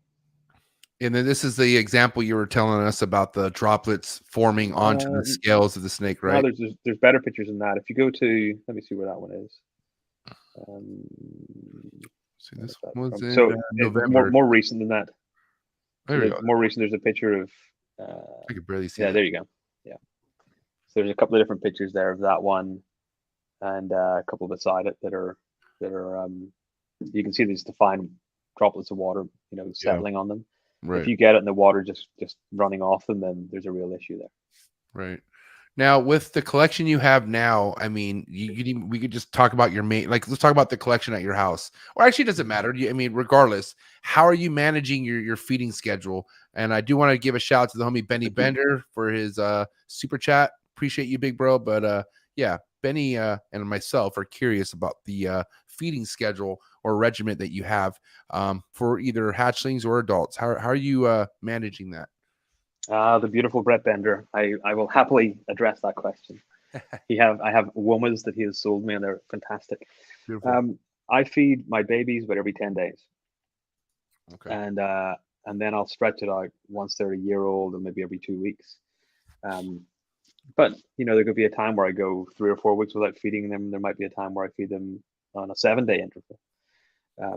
I really don't have a schedule for them, but it's later rather than sooner from their previous meal. With the adults, males about every 2-3 weeks. If they're smaller, that female, like the 6 foot one, she gets fed about every three weeks, every 4 weeks. But I've got no real schedule. But as they get older, they get fed less because they're growing less. Right. And at that point, it's much more maintenance. So like that, the anaconda phase animals that I've got, they're all 5 to 6 feet in length. They're all wild caught that have been with me for 16, 17 months. And the larger males are much more of putting weight onto the animals so that they get to a weight of similar captive bred animals that I've got. And once they get up to that, then I'll reduce their meal size down a little bit. But not dramatically. I'm much more likely to space it out just more and go from there. But babies, they're getting fed small meals, in relation to whatever. But they're a fluff mouse isn't really much content, so I'd rather feed them about every 10 days or so, get them up onto the next thing. Once they get into small and medium mice, then they really take off in size. Right. So I'm it's like everything. I kind of feed less often than most people, I suppose. But I'm much more likely to give a larger meal less often than smaller meals more often. Now, did that really answer the question? Oh, that sounded pretty circular. No. Yeah. Yeah. What I'm curious is, like, for instance, you have people who get a snake that's either too heavy or too big, right? But in your opinion, if you have an adult 5-6 foot emerald and its weight, its dispositions, everything's perfect, it should you would want to keep it on what you would feel like. I mean, obviously it depends really on the size, but when you say I've heard you can say adult rat is in comparisons to like what, like a large, like, or a medium. Like a large rat. Yeah, I'll feed them large. I'll feed that one large rat. So I got my rats from Cold Blooded Cafe. So shout out to Cold Blooded Cafe. But so whatever their large rat is in terms of size, weight, that's what I feed the larger emeralds. And then how much do you really mess with food cycling, Warren? I mean, are you like somebody where you'll go for a few weeks without feeding them just to set them off, like kind of reset their stuff, or what do you do with that? No, I won't go for weeks. I'll go for months. So I'm really a strong proponent of food cycling. I think it's, in the tropics, you don't get temperature cycling. Sorry, you don't get light cycling, and really you don't get much temperature cycling more than a couple of degrees. Right. So food cycling is what you see. You'll the abundance of food or prey items is the thing that cycles year by year or throughout the year. So therefore, I will cycle those. And what I tend to do is once I hit about November time, and now maybe before that, maybe October, November time, I'll just stop feeding the animals, and they won't get a meal until February, sometimes March. So I just don't feed them. And leading up to that fasting period, I'll feed them a bit more frequently. And once they come out of that fasting period, I'll feed them heavily, and then start, hoping that, well, they'll kick in, but that's whenever they're more likely to start ovulating and so on. And I pair them up during that cycling period. So if I stop feeding at the beginning of November, I'll start pairing animals in kind of middle of December, depending on the year. And then once everything's active and they're breeding, once I start seeing the female starting to build follicles, then I start giving her large meals. And very quickly after I start seeing her build follicles and giving her large meals, she ovulates. And then I separate that animal once she's had her pre-ovulation shed, and the male's no longer interested. I'll put her in her own enclosure, and then I'll offer food. About once a month, I'll give her a small or medium rat, depending. But my emeralds, just like my Amazons and my Ruschenberger, I've all fed throughout gestation. I just give them like slightly smaller meals, but they still feed. So it's like almost any boa species in, right? Yeah, all of mine have. I'm trying to think, because I've bred a lot of boa constrictor, or a lot of boa imperator, a lot of boa sigma over the last 27 years, 25 years. I don't think I've ever had one that stopped feeding. I just keep feeding it. I'm not Right. going to give it as big a meal as I normally would. So, for example, if that large emerald becomes gravid, I'm not going to give her large rats. I'll give her medium rats less frequently, because at that point she's totally inactive. They're just sitting there under a branch. They're not moving around like they would be normally. So I'll just give her a smaller meal less often, but it just keeps them going. I've seen too many pictures of people that have boas that just look like bags of bones at the end of it after Right. giving birth, and it's sometimes at that point it can be hard to recover them. And Right. Because I'd rather they put a lot into it because there's no eggs that this is a straight live birth. So it is, yeah. So there are still eggs basically, but they're just eggs that are hatching Right. inside the female, right? But it's still taking a lot out of the female. So in that whole process is very, very, is highly stressful. Right. I don't really believe, a lot of people will say that the worst thing you can do for your animal is breed them. I don't really believe that. I think healthy animals will breed. I think unhealthy animals will breed, but you can gauge whether the animal is healthy or not, and go from there. But I'll still feed them. If they'll take a meal, I'll still feed them. Because again, in the wild, if they get the opportunity to feed, they'll feed. I just don't know what you expect what kind of results you expect to get from breeding unhealthy animals. I don't know why anyone would want to do that. Right. It's I've seen a lot of people pairing animals where the emerald looks really triangular and its backbone is showing, and that kind of scares me, because I know, it's a long gestation. It's 5 months gestation. Right. And if that animal doesn't take a meal during that there, then it will take a lot out of that female. But a healthy animal in terms of feeding, not an overfed animal, should have a relatively straight gestation. I've only ever had one Amazon tree boa that died during gestation for me.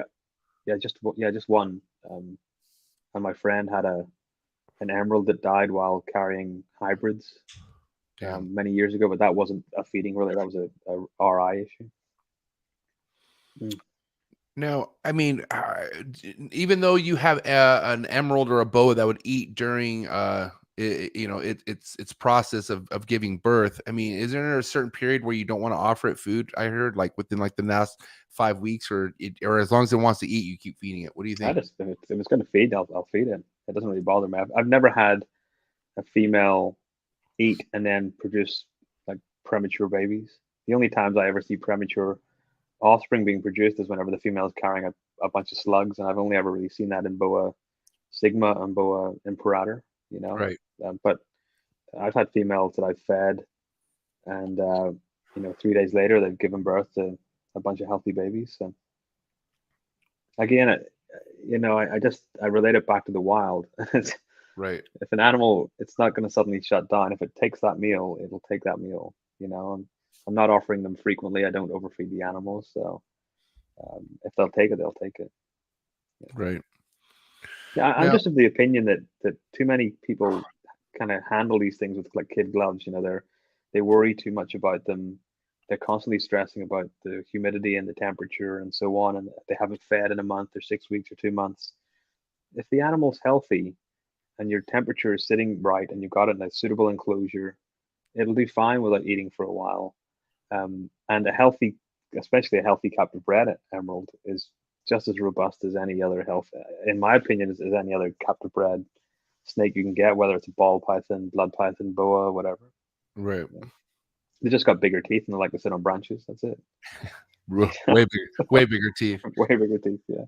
I mean, even the Russian bigger eye, the Trinidads. I mean, I remember the thumbnail I had for the Unfiltered episode a couple years back was you had that gigantic female, and you're like, yo, this girl could do damage. You know what I mean? And those things are nasty. I think emeralds have got a pretty good shot on them whenever they go to want to bite you. They've got a pretty good aim.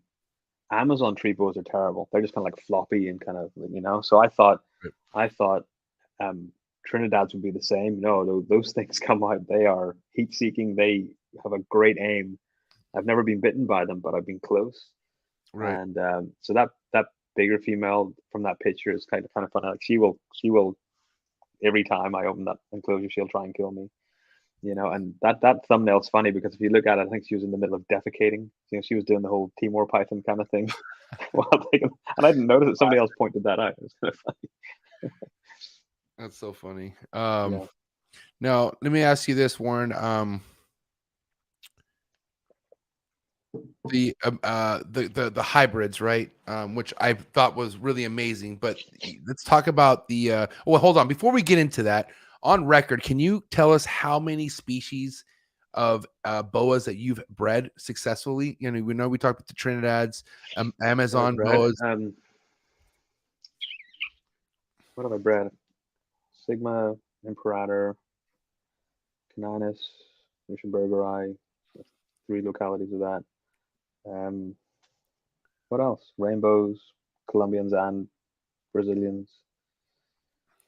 And you would say that you would say that every species you're just saying you establish basically the same way when it comes to producing them, like as far as the babies and all that.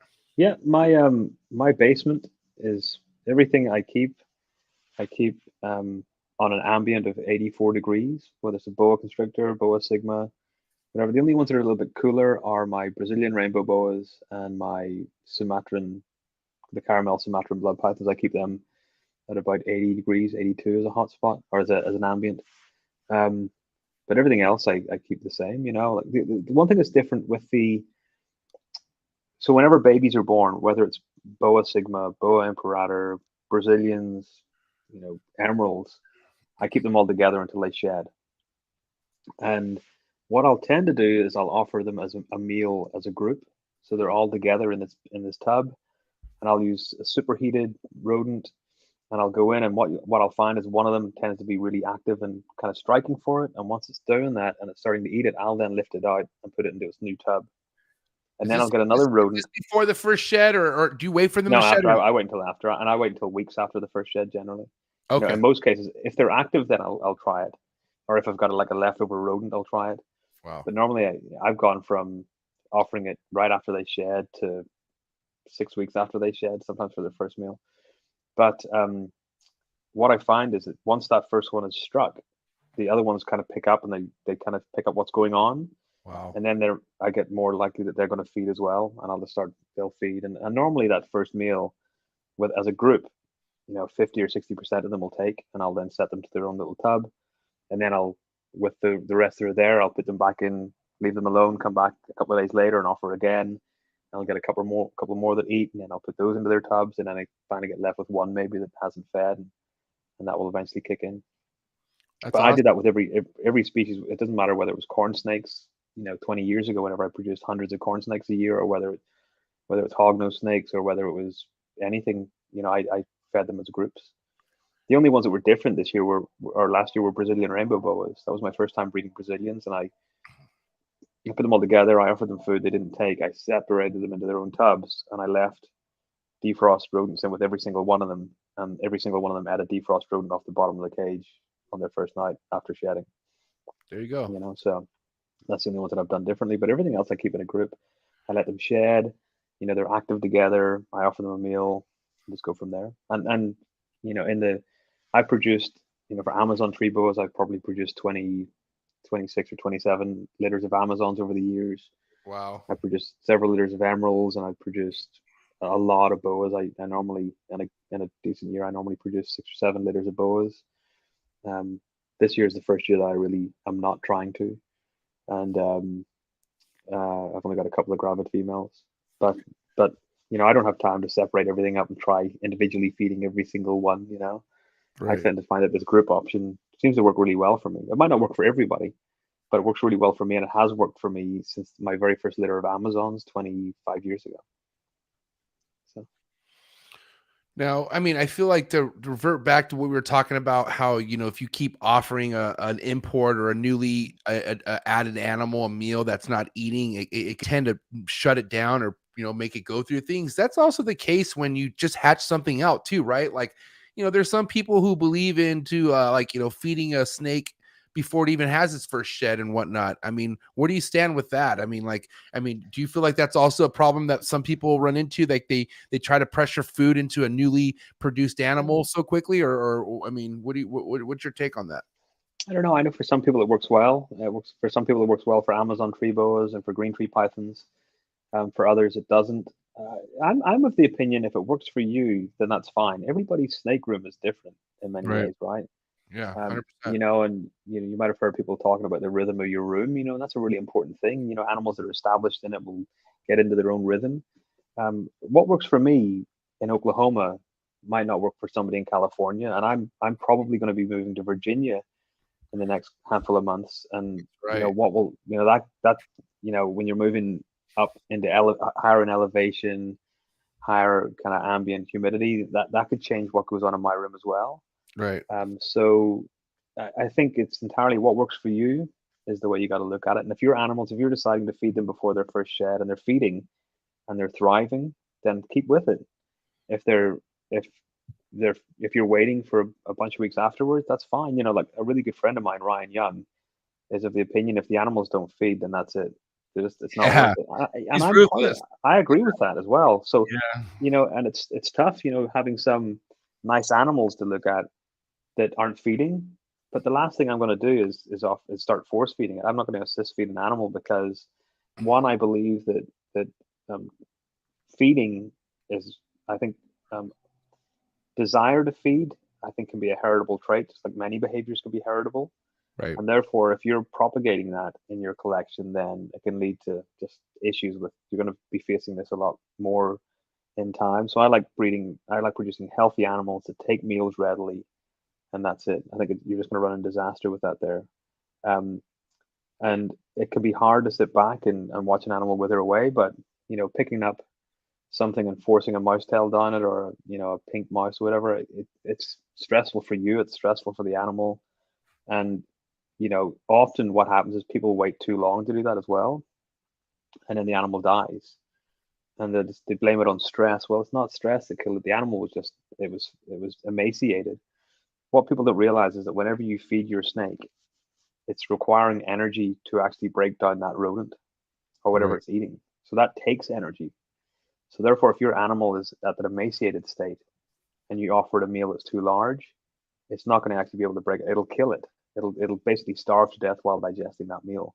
Right. And that's why some people will use kind of like a chicken broth or something like that there, raw egg, that kind of thing, to try and give it a liquid meal that's smaller. But I don't have time for it. Between my work and family and looking after animals, I don't have the time to sit and worry about that. One animal that's not taking a defrost meal. And for most things, like for all my arboreals, I've never offered live food for babies or adults. Pretty much. For my boa constrictor, the boa imperator and the boa sigma, then the first 3 meals I'll often give just live food. For those that don't take defrost, then I'll put them in tubs and I'll give them live and they'll take. And then I'll put them onto defrost after that there. But I just try and minimize the amount of work that I've got to do. Now, it's a hobby, but it's not a business for me.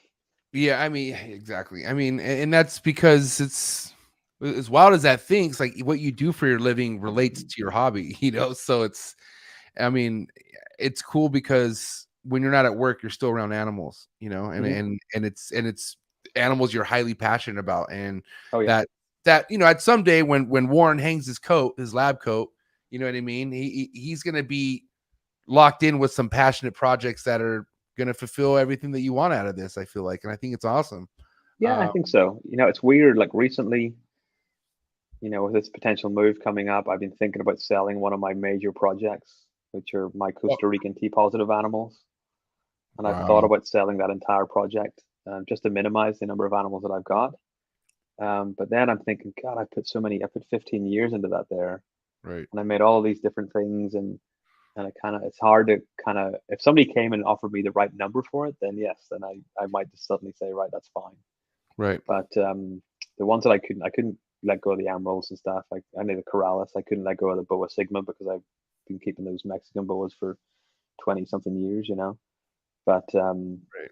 Yeah, that day that I do retire, I don't believe scientists ever really retire. Most I believe I'll probably just be found kind of in a like a rotting pile of mess in my office in my lab at some point in time. You know, Right. I'll have disappeared and they'll have wondered what that smell is coming from the lab, and it'll be me, you know, decomposing. But yeah, but there are projects that I would love to invest more time into. You know, all the Sanzinia, you know, but they're just growing up, so that, you know, even then, like that doesn't really matter, you know. So Sanzinia is I mean, that's super bucket list project of mine, but so many are out there. But I mean, I'll tell you right now, Sanzinia is something that also not too many people out there have had success breeding. I mean, there's Bill Hughes, a couple other people, but I mean, that's also a low, like a DL sought after project. I mean, do you have the greens or red? What Sanzinias do you have? The orange ones or the I've green? got greens. Yeah, mine are the greens. Yeah. Wow, where'd you get those from? From a couple of different people. Nice. Okay. And then and you've had them for how long now? You're raising them up, right? Yeah. So I've got, you know, I've got a mixture of adult and baby kind of thing, or adult and yearling, I suppose now. Maybe. Wait, a pair? What do you have? A group? What's your group? I've got a pair, and I've got Nice. some others coming. Okay. And what's gonna be your approach with them? Like, let's just say the time comes. I mean, is it gonna be the same thing as the others? Just keep it the exact same way. Yeah. You know, they'll get colder. You know, Sanzinia like to get, you know, for breeding, you really want to bring them down to low temperatures. But yeah, I haven't really thought about it. You know, they're awesome. They're kind of boring. They're not as, you know, I like the emeralds because the display, you know, and the Sanzinia do that, I suppose. Like females will, like they will perch and stuff. And maybe it's just because I don't know. They're pretty cool. I had them back in Ireland as well, and they were awesome. I never bred them. I never got to the point of breeding them because then I then moved here, and you can't bring Sanzinia with you whenever you move to a different continent. You can't bring. I mean, if I've had conversations with you before, I can't remember if we were sober, but you had quite a collection that you couldn't bring over to the United States. Is that right? Yeah, I sold all of my Corrales back in the UK, all my emeralds, all my Amazons, so my Sanzinia. I sold my Sumatran Black Bloods. What year was this? 2006. So I sold most of them in 2005. Were you married I yet? Knew that. Were you married yet? No, I got married. I was dating the person that I married, but I got married in 2009. Okay. 2009, yeah. 2008, 2009. You should know that, Warren. No. You think she's not here? No, she's not. Hopefully she's not listening. So, I think it's 2009. Yeah. All right. Now, yeah. So I sold everything. That was tough, you know, like selling. Yeah, I bet. All your emeralds and all. Like I had bred Amazons through 3 or 4 generations. There used to be a cool website called Corrales.com. Right, I remember. And one of my animals was the cover animal for it, you know, and it was great. I had really nice Amazons that were, you know, they produce average litters of 24, 25 babies. You know, they were eating large rats, and they were just immense animals. And that was tough to sell all that stuff. But I brought with me, I want to say it was like 24 animals I brought over with me. But they were all boas, apart from one ball python. Back whenever I was working with the dark side, but they were all boa imperator and boa sigma, and I've still got a bunch of those here. So. You love the ball pythons? No, I don't. Yeah, you do. Well, I think, yeah, I like tri-stripe, and I like kind of the lavender albino, kind of ultramel, kind of whatever. But would I buy them again? Probably not. Would I trade for tri-stripes? Not Corrales, but maybe boas. Yeah. So, but even then, I'd just be stupid, you know. So. I mean, I feel like I can't sell ball pythons. I think I told you I had like 70 ball pythons up until 4 years ago, and I was breeding. I had bamboos when they were worth money, and I had GHIs when they were worth money, and I was producing these really cool animals that I couldn't give away. You know, bamboo hypo champagnes, couldn't give it away. You know? Yeah, but you didn't evolve into the right recessives, and you didn't start doubling it up. You didn't go to lunch meetings with Kabelka. That's your fault, buddy. I don't think you want to go to lunch with me anyway. So I'd go to lunch with you, and I'll set you up too. I'll give you some real expensive ball pythons for some of the stuff you got. So whenever you're ready, buddy, let me know. I'm never ready. Don't worry, that'll never happen. But my days of the ball python are gone. You know. Well, what about your kids' tuitions? Like, what about the school's going to be expensive for them? I mean, I can only imagine where, you know, one's definitely going to go to some musical school for sure. I mean, if not both of them. I mean, no, it's not going to be cheap. You should set. Well, my kids are in private school already, so that's kind of draining. There you go. You're already used to it. $1,600 a month, you know, and then. Woo! But if we move, then the salary difference is really quite dramatic. That's not. Oh, I bet Virginia, right? I mean, that's the East. Let me tell you about Virginia. I'm flying there next month, and I'm doing a remote podcast. I don't want to tell who it is, but I'm flying to Virginia, doing a remote podcast. It is expensive out there, dude. Wow, Virginia. House prices are. Yeah, you know, I love where I am. I love my house, but my mortgage will double. I know that for a fact. You know. And you kind of live in the sticks, right? I mean, no. I'm in downtown Oklahoma. I'm in downtown Tulsa. Tulsa's that's still the sticks, from what I've heard. No, it's not at all. It's 500,000 people. It's I can walk up my door and I'm kind of I'm a mile from downtown. But you're really close to the sticks, very close. Well, many places are. Right. I mean, so I'm talking about like, you know, like Deliverance type shit, like out there, like. I don't know. I live in a 3-mile bubble. You know, my lab is a mile and a quarter from my house. My wife's school is a mile and a quarter. My kids' school is like 500 yards away. And all the pubs that I go to are like 600 yards away. So I kind of live in this. That's the safest part. I like that part. You know, I did the American thing and bought a truck. Wow. Over 3 years ago, and it's still, I got a Tacoma brand new, and it's still got 28,000 miles on it. But I drive it every day.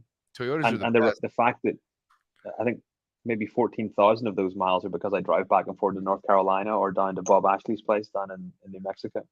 Right, you dude. Know? So Bob Ashley, that's the man right there. He's a good guy. I like Bob a lot. I'll be seeing him in July, I think. Oh, so dude, whoa, maybe because I've been talking to him about going out there, and he says definitely go during the monsoons. Yeah, it's fun.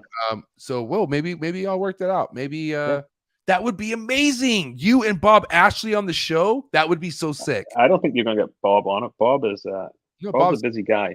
We already talked about it. No, dude, oh yeah, oh cool. Yeah, I'll be there whenever he sponsors the show. We're having the biology of pit vipers meeting there, so I'll be down there for that meeting. So it'll be a bunch of pit viper shit. So damn, that sounds amazing. But it's a fun place. It's if you've never been to his place, it's incredible. You know, you got the Chiricahua Mountains in the background, like within minutes from you.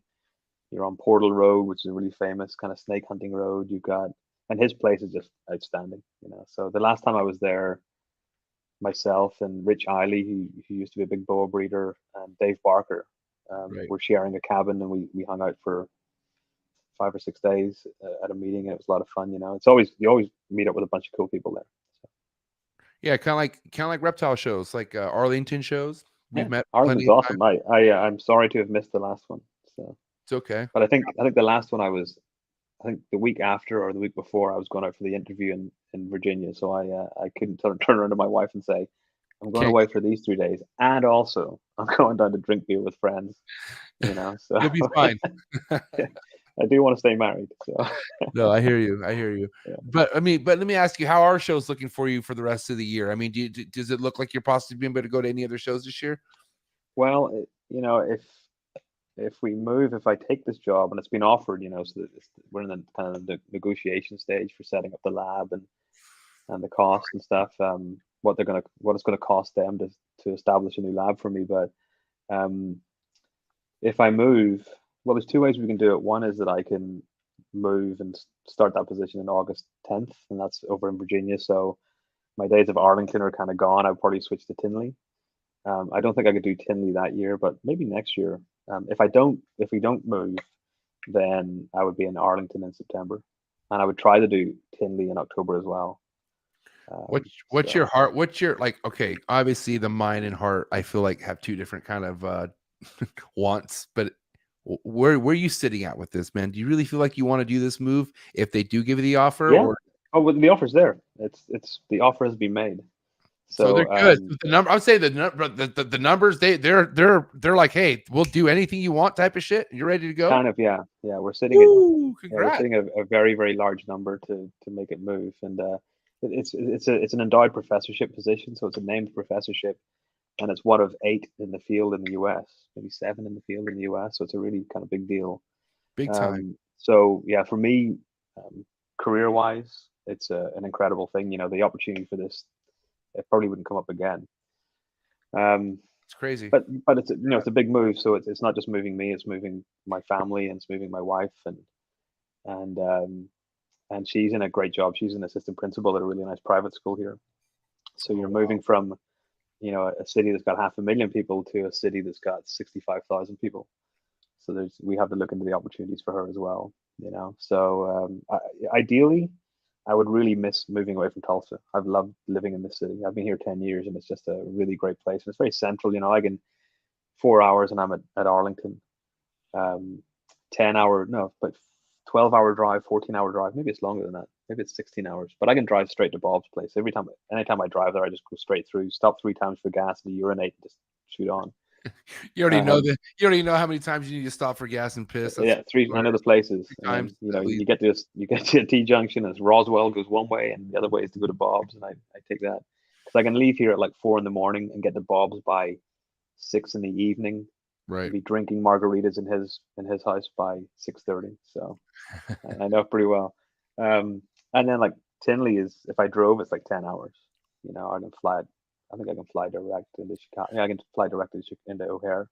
So, you know, I would miss this. I you know, it's Tulsa is just a great city. It's just you know, it's a great music city. Right. A lot of history and just a great place, you know. So I would, and for shipping animals, I live 15 minutes from the airport. Right. So I can drop animals off at 9 o'clock at night, and then that's when they're you know, they close at 9:30. So I drop at 9 o'clock at night, the last drop, and I know they're going to be at the location ready for pickup at 9 o'clock the next morning. So it really, you know, that would all change. Now, I mean, I one thing I hope changes here in the near future is like how many people know who Bob Ashley is, right? Because Bob Ashley is very behind the scenes. You know, a lot of people don't know how much of an influence he has on many keepers that are still involved in the hobby. But how did you come across Bob Ashley? I'm just curious when that was. That was 2012.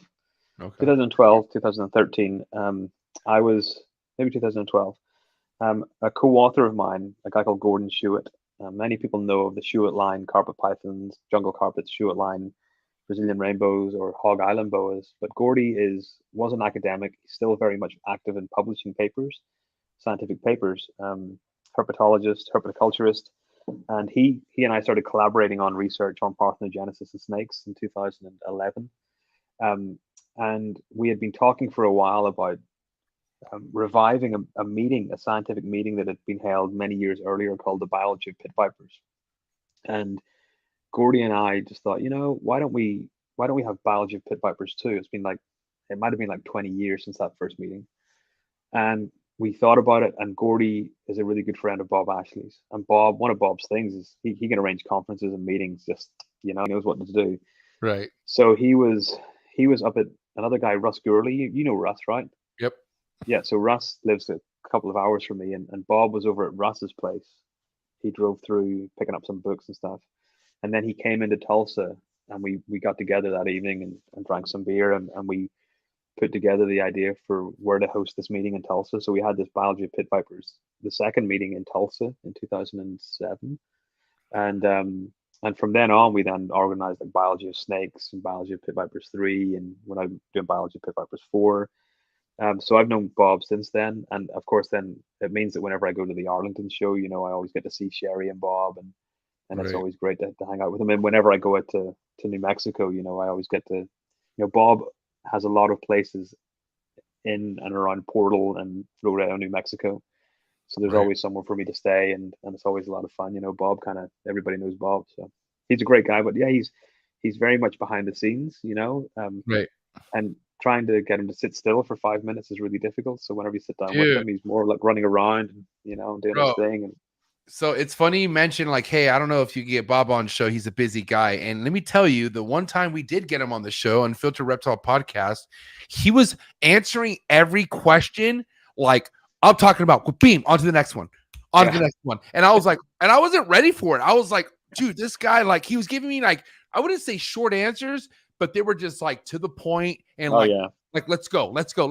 And like he had, you could tell he was herping all day or something because he had like a sweatband on and his shirt was sweaty. And like, and he was like this, like he was sitting down like this with his hands like this. And I was like, you know, like that was one of the first. I think I remember that one. I think, I have to go back. I was just like, dude, I don't think this guy wants to be here right now. I was like, the only time that I see him relaxing is like even when we're having breakfast there, you know, he's still kind of on the go.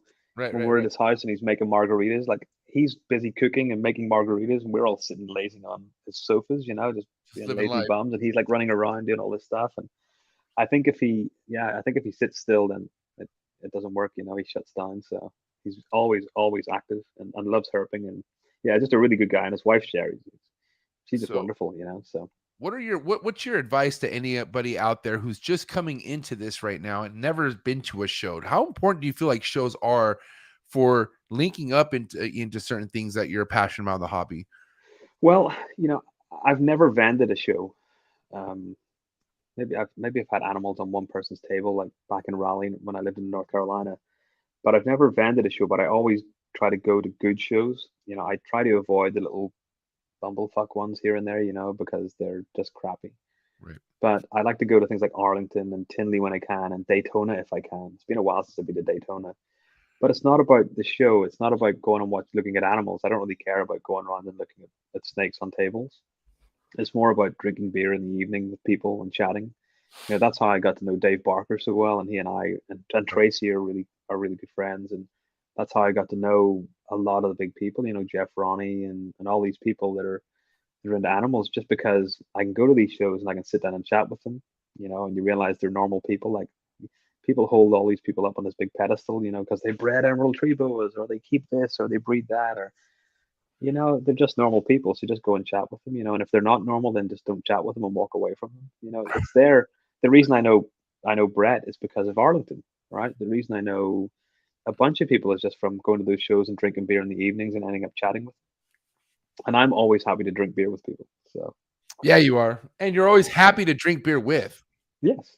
So, you know, I try not to, I'm maybe I'm a bit too blunt sometimes, like I'm to the point, just because I don't often dance around bullshit. But God bless you. So I like but I do really enjoy those shows, but I enjoy the evenings more than the show. You know, so. Shows do drag kind of during the day because you want to get to the evening so bad. You're like, let's go, hurry up, let's go. Yeah, that's why I always have a beer or two whenever it's during the day, you know. So it's that's why people have asked me why I don't vend at Arlington. Right. And the last thing I want to do is stand behind a table for whatever number of hours it is and watch people kind of drift past and want to hold animals or do this and that. I that's just not me. You know, if you want to buy an animal from me, email me or contact me through Instagram or Facebook or whatever, you know, Morph Market whenever I advertise there. But, you know, doing a show, it'd be nice to go to a show and set up a big display with a bunch of captive bred emeralds. But also, you know, you're then in a room with a bunch of wild caught stuff, and who's going to turn around and pay, you know, captive bred emeralds are $1,500 plus. Wild caught emeralds are $300, you know? So hey, not all of them, man. I paid $500. Well, you know, so you know, people will turn around and look at that and say, well, you know, why would I spend $1,500 on your little kind of red beast whenever I can buy this 5-foot animal for 500 or 400 or whatever? And so I'm just not into it, you know. So I don't really need to do it. So I'm surprised you didn't ask me what I bought at Tinley. What did you buy at Tinley? Don't say another emerald. Did you? Muppet. What did you get? Have you got a picture of it? A northern. No, my buddy has it because, you know, I couldn't ship it, obviously, right? So my buddy drove. Oh no, wait. Which it's not the one that you. It's not the big one. I haven't told nobody about this. This is the first time I'm coming out. Yeah, the big ones. Right. This one's actually like I think probably 3 years old, 2 years. It's a lot smaller. Wild caught. Well, I think so. Yeah. So it's gonna. But here's the thing. Like my buddy. Smaller is better. Huh? Yeah. If you're getting wild caught, get smaller. Yeah. But anyways, I'm looking for, man. Listen, at the end of the Was day, it was it because you were like every picture I saw you were carrying like a bottle of wine and a glass? Like were you just hammered and you decided to buy it, or what was the deal? I have this fucking friend named Andrew Acevedo who just tells me things in my head and I just listen. And I know I don't have enough female emeralds, right? Like nobody does, but that doesn't mean you just go buy them off the table. I don't know. I have a problem. Yeah, I've But got a bunch of females, but you know I've got more females than males. But we'll see. The next litters that I have, I have I'll two hold back. males. I have 2 males and 6 females, and I want more. I'm not happy with it. I would, yeah, for you, I would stick with that and start breeding them, hold back babies, and then I think I'm good. I know. and you got enough to establish a really big captive bred colony within a short period of time. Now, if we could kind of talk about, because we were talking about hydration earlier, how important it is. What are some steps you take to ensure hydration? Like even if let's just talk about a newly added animal and you just don't see it drinking. Are you soaking it every now and then, or what are you doing to ensure hydration? Now, as I say, with wild caught with emeralds, with captive bred animals, it's not a problem. They drink from water bowls and that's it. I've never had an issue with that. Right. For wild caught emeralds, it's arboreal water bowls. I think that's the key to everything, and fresh water. I think that if you let the water stagnate, even if for a couple of days, the animals just seem to avoid it. Right. You put in fresh water and they really really go to it. And I put the fresh water in during the day. At night, those wild caught animals are pretty active. I'm not going to get nailed by a freaking big caninus female, just because I'm changing water. But Right. Even in my the new enclosures that I built for those wild caught animals, even though I know they're really well hydrated and they're getting rained on 3 times a week and so on, they've got arboreal water bowls, and they drink from that. I can go in and I can watch them drinking from them. Just as in the wild, they're not coming to the ground and moving around the forest floor. They're staying up in the trees and they're drinking from the kind of little kind of bowls and basins in the crooks of trees and so on. And that water is fresh. It's been raining every day. In the rainforest, it rains every day. Doesn't matter. You've got the dry season and the wet season. Realistically, that's just the wet season and the even more wet season. It's raining and therefore replenishing those and replenishing with fresh water every day. So I think that for me, that's key. And once I learned that, then I never had an issue with an emerald. If I was getting it from an importer that I trusted. Now, what are your methods for, you say an emerald never really turns down a hot meal, like a hot chick. What are your methods of getting it hot? I mean, is it just the hot water method or the hot chicken broth? Is that all you do and dump it in it, or what do you do? I'll use 2 methods. One is I'll put it into a Ziploc bag and put it in water. I don't do this defrosting rodents in water kind of thing. They're always in Ziploc bags, or else more often than not, I just defrost them at room temperature. And then to warm them up, I'll put them in a Ziploc bag and put them onto a heat mat.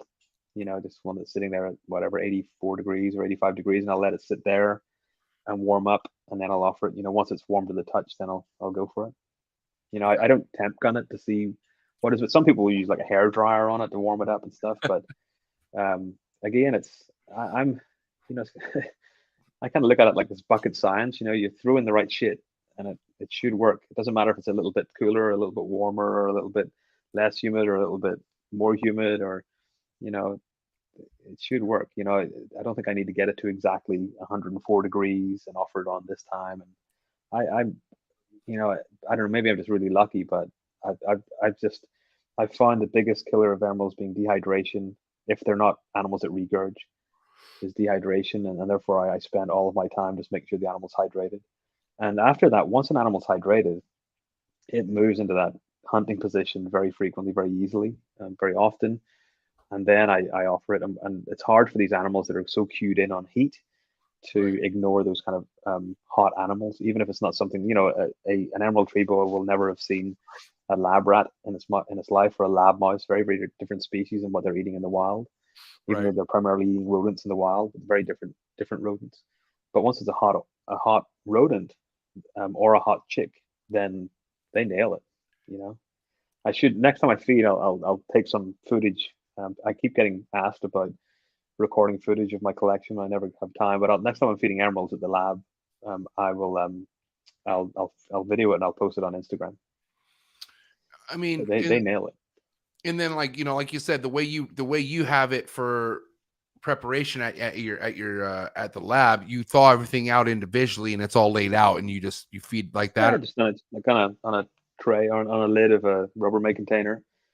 Because I mean, sheets of paper towel and people do throw fucking everything in a big bucket and they soak it and they just walk around and they just toss it, like, you know. And I just feel like that's how it's easy to transmit, like, you know, shit that could be wrong with certain snakes to the other. I don't know. I don't know, because I think the rodents, when you get from a good supplier like Cold Blooded Cafe, then you've got healthy animals. You know, you've got healthy rodents, and I just don't do it because it's just messy.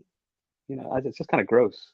And if the animal, you know, these are in cages that have got substrate in them. So if they strike and they coil down, and the back end of that rodent is sitting on the substrate, and it's picking up, you know, bits of bark and all that kind of crap, well, that's not really happening in the wild too often. So I don't want them ingesting. You know, the last thing I want to do is go in and have to start fishing out bits of, you know, substrate, whether it's cocoa chip or whether it's whatever, from the animal's mouth. You know, and a dry rodent never does that. So I just do the dry rodent thing. And if I do use water, it's only to defrost it fast, and I'll just put it in a Ziploc bag or a couple of Ziploc bags so it stays dry, and I'll put it in just running regular kind of room temperature water, and then just heat it up a little bit. But you know, people will talk about, you know, you've got a dehydrated emerald, soak the rodent in water and then offer it. I don't believe that rodent is really getting any. I don't think it's increasing its water content anything that's required to hydrate a sick emerald. You know, so I don't think that's going to do anything. You know, if your animal's dehydrated, there's other issues that it's dehydrated, and a wet rodent's not going to save it. You know, so it's just going to stink and look terrible. So. I mean, and then what do you stand with? I mean, obviously, based off what I'm hearing, you don't soak your animals at any point, or do you? No, I don't know. You know, if I had an animal that had a trouble shedding, then I would put it into a Rubbermaid container with paper towel substrate and branches, and I would just soak the substrate, and then put it on a heat mat, and it'll boost up the humidity. I can guarantee that within that evening or the next day it'll have shed and it'll go back into its enclosure. But I don't really have humidity issues here, even though in Oklahoma my snake room probably has an ambient of about 40% humidity. Right. I don't have problems. The animals are drinking a lot, and I'll miss them, or there'll be Miss Kings running or whatever. So it's never really a problem. But they're not sitting at 90% humidity or 100% humidity. That can be just as bad. You know, that can result in respiratory illness. So, you know, arboreal snakes need a lot of airflow, and they need relatively high humidity. But, you know, as long as you maintain decent airflow and decent humidity, they should be fine. And captive bred animals are much more resilient to that than wild caught. Right. Yeah, but arboreals, if they go without water for a couple of days, just like Brazilian rainbow boas, they desiccate really fast, and they'll die really fast. So, and just to clarify one more time for me, Warren, for all the emeralds at the lab, or any of the emeralds that you have that are in the best condition they can be, and you're comfortable breeding them, what can you one more time break down what are exactly are inside those enclosures, from substrate to lighting, again one more time? Yeah, it's I use cedar. So here I've got a bunch of them on just like a Reptile chip or cocoa block kind of coconut fiber stuff. Right. Just because it holds humidity. At the lab, it's all on cedar, from Lowe's or Home Depot. You know, like $4 a bag for a big thing, because it's natural, it's not treated, and I use that. Inside those enclosures, they all have live pothos plants, because that helps us with oxygen exchange and so on. Do you use pots or no, or do you plant them straight in? Like, I got them pots. Yeah, because then I can take them out and move them if I need to. Right, exactly. And repot them. So I use those, and above those will be a good quality UVA UVB light. You know, so I'll buy just like kind of the forest dwelling UVA UVB lights. Right. And they will be on a light cycle of on at 6 in the morning and off at 6 in the evening. 7, maybe on at 8 and off at 8. But they're on a 12-hour cycle, because in the rainforests, it's basically a 12-hour light cycle, 12-hour dark. Right. My temperatures on those big enclosures are 84 degrees ambient, And I could, going through the enclosure, you're going to be able to find a branch that's sitting at 78, or you're going to be able to find a branch that's sitting at 88 or 89.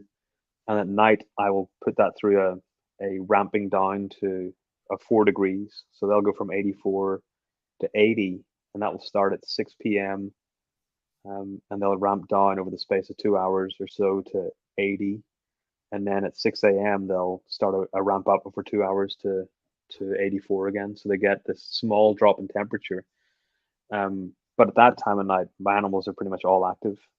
So they're constantly moving around at that point. If they want more heat, they can go higher, closer to the radiant heat panel. I use radiant heat panels for all of them. And if they want to get cooler, they can move away from it. So for me, it's all about offering thermal gradients. Animals need to be able to, cold-blooded animals need to be able to thermoregulate. So they need to be able to move away from heat as much as they need to move to it.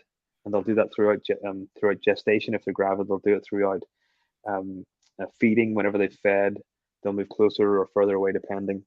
So the animals are constantly moving for that. And mine will, when it comes to like for my boa sigma and boa imperator, right, I don't adjust the temperatures at all in my enclosure across the season. I do a night drop here and there just for a couple of degrees, but my basement drops down from an ambient of like 75 or 70 to about 60 or 65, which means at the front of my enclosures, while the back is sitting at 84, 85 on the hot spot, or maybe an ambient of 84, 85 at the back, at the front it drops down to 65 or 70 degrees, and the animals will themselves move there during the cold season, during the time that I'm not feeding, from November through to March or so.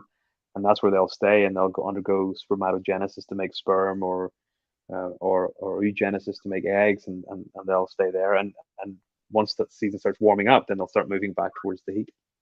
So I don't, but the lab is different because it's in a temperature controlled room. So I will make sure they go through a little bit, very, very minor temperature cycling, and they'll be on light cycles, just to emulate what they would be getting in South America. But also my basement's in darkness. It's the only time there's a light on in my basement is if I go in there and walk around it, or if I'm in there doing laundry, or my wife's in there doing laundry. Right. So they stay in darkness all the time.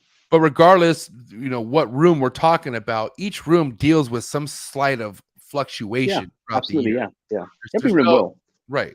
And that's natural. I feel like some people try to keep their room at one temp and keep it there, and they feel like they need to. And it's like, that's not really natural. Like they got to at least feel some sort of drop, at least, Yeah, I think natural fluctuations are important. As I say, I've spent so much time in the rainforests that it's colder at night than it is during the day. Animals will start being active in the cooler part. I think it needs to be offered. But I saw it kind of clicked for me maybe 20 years ago. We had a good friend in England who had a very large collection of animals that ranged from Corallus through to very rare boas like Boa nebulosa and Boa rufus, really rare locality boas, through to womas, through to everything. And he had them all originally set up in his house in different rooms on heat lamps and so on, and ceramic heaters. He then built this 3-car garage kind of custom snake room with an underfloor heating. Wow. And just kept them all on ambient, put them on an 84 ambient. And this guy went from breeding animals and rearing, just doing great, to these animals just not thriving and not breeding because they had no opportunity to thermoregulate. Right. I think thermoregulation, that's why we see animals in the wild coming out at night, moving during the day, whatever, but they're not sitting in one little spot at the same temperature night and day. They need to be able to thermoregulate. 100%. Yeah, that's important. All right. Listen, I have a wrap-up question before we get into the hot seat questions. Okay, Warren? Sure. And I'm curious because this is a touchy subject for some people. And I feel like some people are like, well, it's preference. But really, I want to know what your take is on it, because not everybody likes a chondro to carpet python hybrid, Shout to Gary Shavino, hates them. But, for instance, look at the hybrid that you produce, which I want to talk about, So I didn't produce that. That was produced by a person that no, I'm planning to. And we were almost there 18 years ago or so, but that animal was bought by a shop, and it was not that animal. That animal's mother, it was an emerald tree boa that was bought by a shop that turned out to be gravid. and it dropped Oh, babies. so you And bought it gravid. Wow, I did not know that. so they bought this female emerald gravid, and it gave birth in their shop to a bunch of baby emeralds and 3 or 4 God. hybrids. And I was, people were contacting me about whether I was interested in getting it, and it wasn't, because hybrids don't have a good history. So if you look back, Stan Shearis had a litter of hybrids many years ago. Dave Barker's had them, and Tracy Barker's had a litter of hybrids. John Martin has produced 2 captive litters of hybrids, and I've even bought hybrids before whenever I lived in Ireland that were in Florida, and they never survived long enough to get imported to Ireland. And so if you talk to John Martin about them, he'll talk about having shedding issues and so on, and respiratory issues. I know that some people that had hybrids in the past had to get shunts put in their nostrils because they were having respiratory issues and so on. So I was very hesitant. So whenever I was offered this animal at the price that I got it for, I said, right, I'll take it because I can do other stuff with it. Right? Genetically, I can do stuff in my lab with it that could be interesting to look at over time. And it wasn't expensive, and I had the money there, so I just bought it. That animal's thrived for me. It's now, I don't even know how old it is. It's over like a year and a half old. And if you go through my Instagram, you'll see that it was orange as a baby. Yeah, and then it went through these color changes. Like I sent you pictures last night, the different colors it has gone through, which is really neat. It's now like a steel blue, and it's got these cream. Yeah, there's your picture there. And she is, she's eating kind of medium mice. It's a female, and she could turn around and just turn to crap at some point, and I accept that. But so far, she's doing well. I do plan to try and make them, but more for my own interest. So, like, would you put it back together, or what would you put it to? Well, not with that one, but I'm planning to pair an Amazon to an emerald. But I've got a way to do it, So I'm not just sticking an Amazon in with an emerald, but I plan to do that next year. I've got a female set aside, and I've got a male set aside for it. I've heard that these are found in the wild, though, too. Well, the female, they've all been produced, apart from John Martin's, they've all been produced from gravid female emeralds. Right. That have been brought in from the wild. Right. Now, the thing is that so these animals will overlap in their range in South America. Right. Whether they overlap in the same niche, right? So whether the emeralds are sitting in the same level of the canopy as Amazons, I would find it hard to think that they're not, that they're all, I would imagine they're all pretty much in the same kind of area of the trees and in the same range. But the females, whenever they capture them, they're not as if they're saying, well, this cage is for emeralds, and this cage is for Amazons, and this cage is for Brazilian rainbow boas, and keep them all separate. They just have these large cages in general that they'll put all the animals that they get into, and they will then be sorted and exported. The only time that they'll be separated is whenever they're put into bags, either singly or in groups. But so it's possible that the females mated in the exporter's facility and then gave birth in captivity. So therefore the mating was driven by that initial being together in the exporter's facility. This female that gave birth, I believe, gave birth within just a couple of months of being bought by the shop, which would mean that female gestation in emeralds is about 5 months.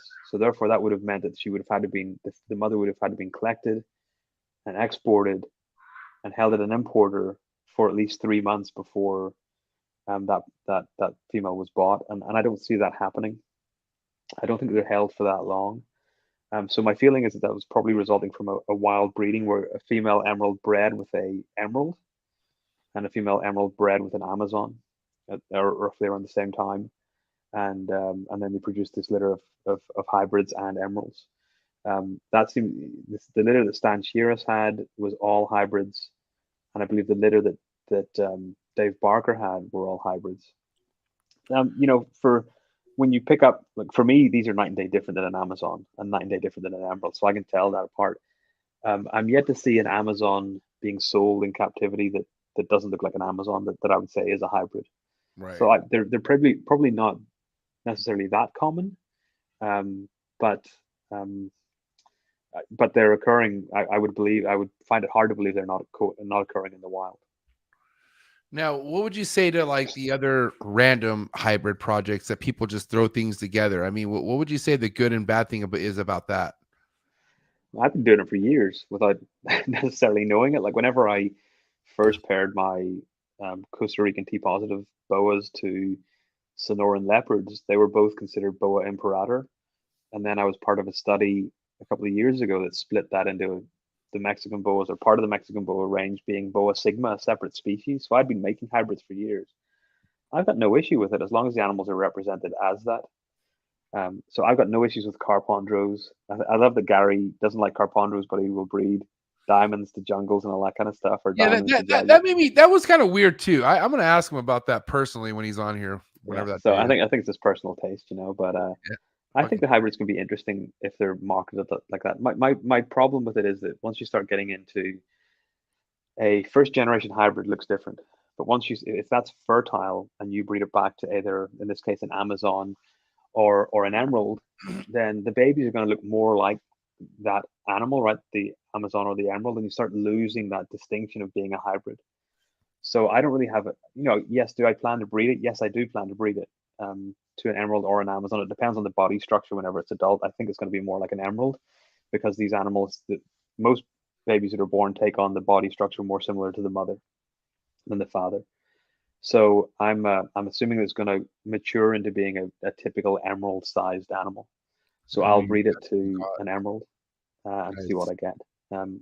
But in the past, the ones that John Martin had, he got them to breed, but he might have produced one baby from one.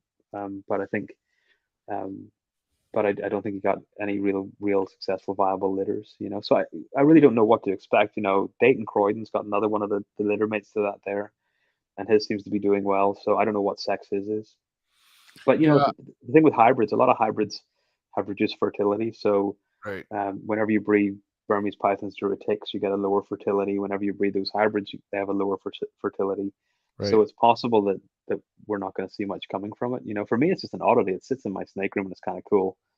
You know, Yeah, I think it's you sick. know, I just think it's kind of neat. And to see the color change that it's going through and the fact that it's healthy, you know, I'm fine with it just sitting there. You know, and I'm more interested in making a litter for my own curiosity about just because of the specific pairing I'm planning. You know.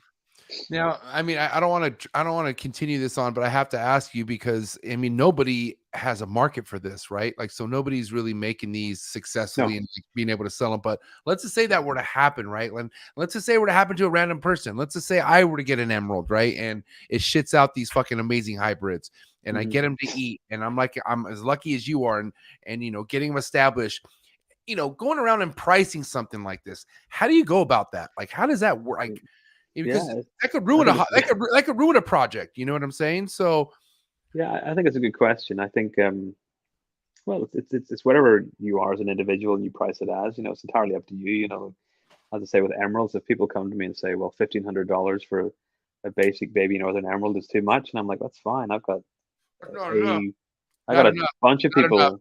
not No, it's enough. not, and I can tell you, anaconda phase babies will not be anywhere close to that. You know, Or 3K, so starting at 3K if they're available. you know, it is what you want to price it at. Like, is it going to be the ball python money? You know, for some of these things? No, I don't think so.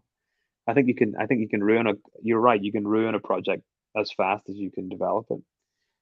But I think you know, seeing green Sanzinia going for, you know, $4,000 or $5,000 this year was just absurd. You know, and um, you know that will ruin projects more than anything. Just seeing bowling's pythons going for 9 or 10,000, I think, is absolutely disgraceful as well. You know, and again, that's going to ruin it for the likelihood of establishing these animals. Seeing Castalepus, as they're called now, being priced so highly, I think it's destroying them. You know, so I'm not a big fan of stupidly high priced stuff, but I'm a fan of realistic. You know, how many people are producing captive bred northern emeralds? The answer is not a lot.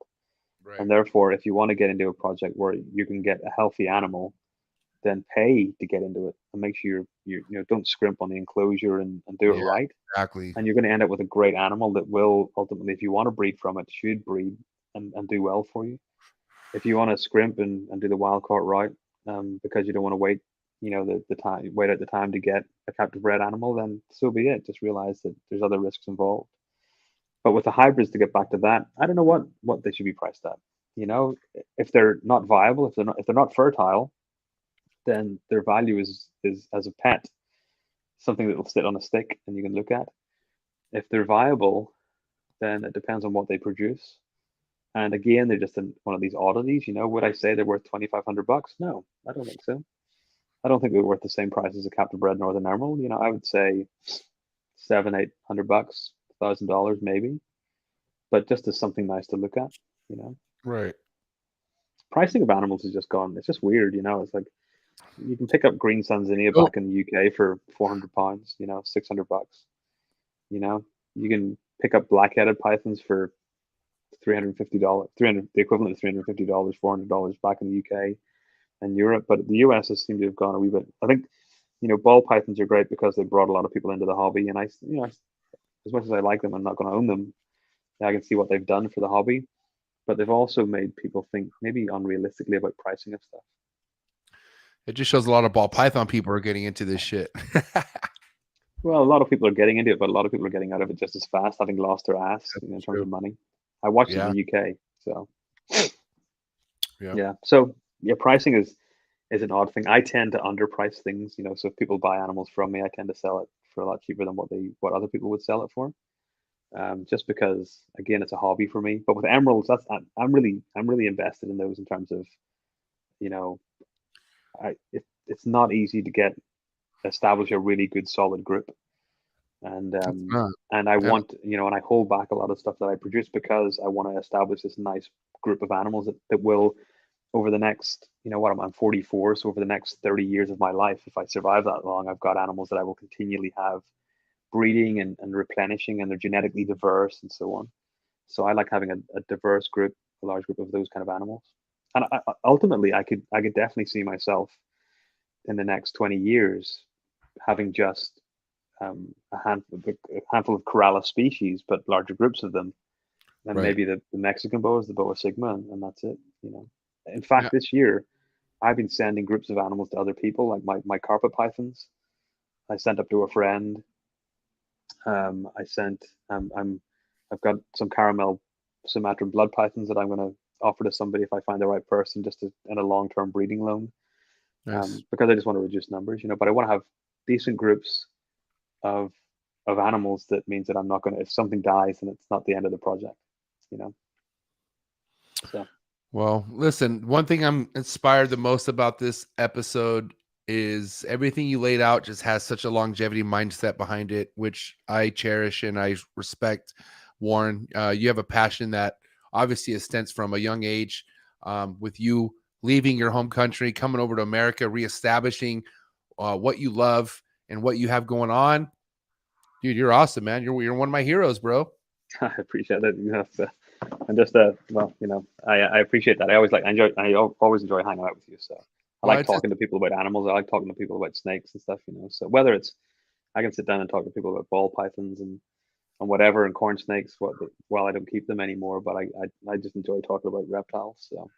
Well, I mean, the fact that you just are just naturally in tune as far as the passion behind everything you speak about reptiles. And like I said, you have this at a laboratory. It's actually taking you possibly to another part of the country. Like, I mean, it's taking you into many places, man. I just got to say, I appreciate you coming onto the show. I appreciate you giving us just under about 2 hours and 15 minutes of this amazing heat. But I do have to hit you with these hot seat questions. You're not just done just quite yet. Okay, Warren. All right, cool. Yeah. I'm going to try to keep these. I'm going to try to keep these as respectable as possible. No, there's no need. I'm not respectable, so therefore. I put a lot of time into these, and I want you to know that these are like custom hot seat questions for you. Okay. Oh wow. Okay. Are you ready for the first one? Yes. Favorite ball python morph? I'm just kidding. Tri-stripe. Tri-stripe. I'm not going to do that to you. I'm just kidding. I answered it. Tri-stripe. Tri-stripe. All right, here we go. Awesome. For reals. Here we go. For reals. Hot seat questions for Dr. Booth coming in hot. You ready? Yes. Tri-stripe. Frozen thawed or live? Frozen thawed. A cut or no cut? No cut. Red chondro neo or yellow chondro neo? I like yellows. Basin, Emerald, Basin, Northern Cross, or just Pures if you had to choose? Sure. Okay. Sure. Yay imports or boo imports? I'm okay with imports if done right. Okay. One reptile you would import today if you could. If it was Corallus good. crepani. Crepani's treboa. Damn. Okay. One reptile we should never import ever again. Ball pythons. What? There's enough of them in captivity. That's true. You can't give away normal, so why import normals? Yay sports or boo sports? Boo sports. Okay. Favorite book? Adventures in Green Tree Country, I think it is. Carl Sweetak's book about hunting green tree pythons. Okay. Steak or fish? Steak. Favorite cut of steak? Filet mignon. Yay alcohol or boo alcohol? Come on. Do I need to answer that? The answer is yay. Favorite alcohol beverage? A good IPA. A good beer. Okay.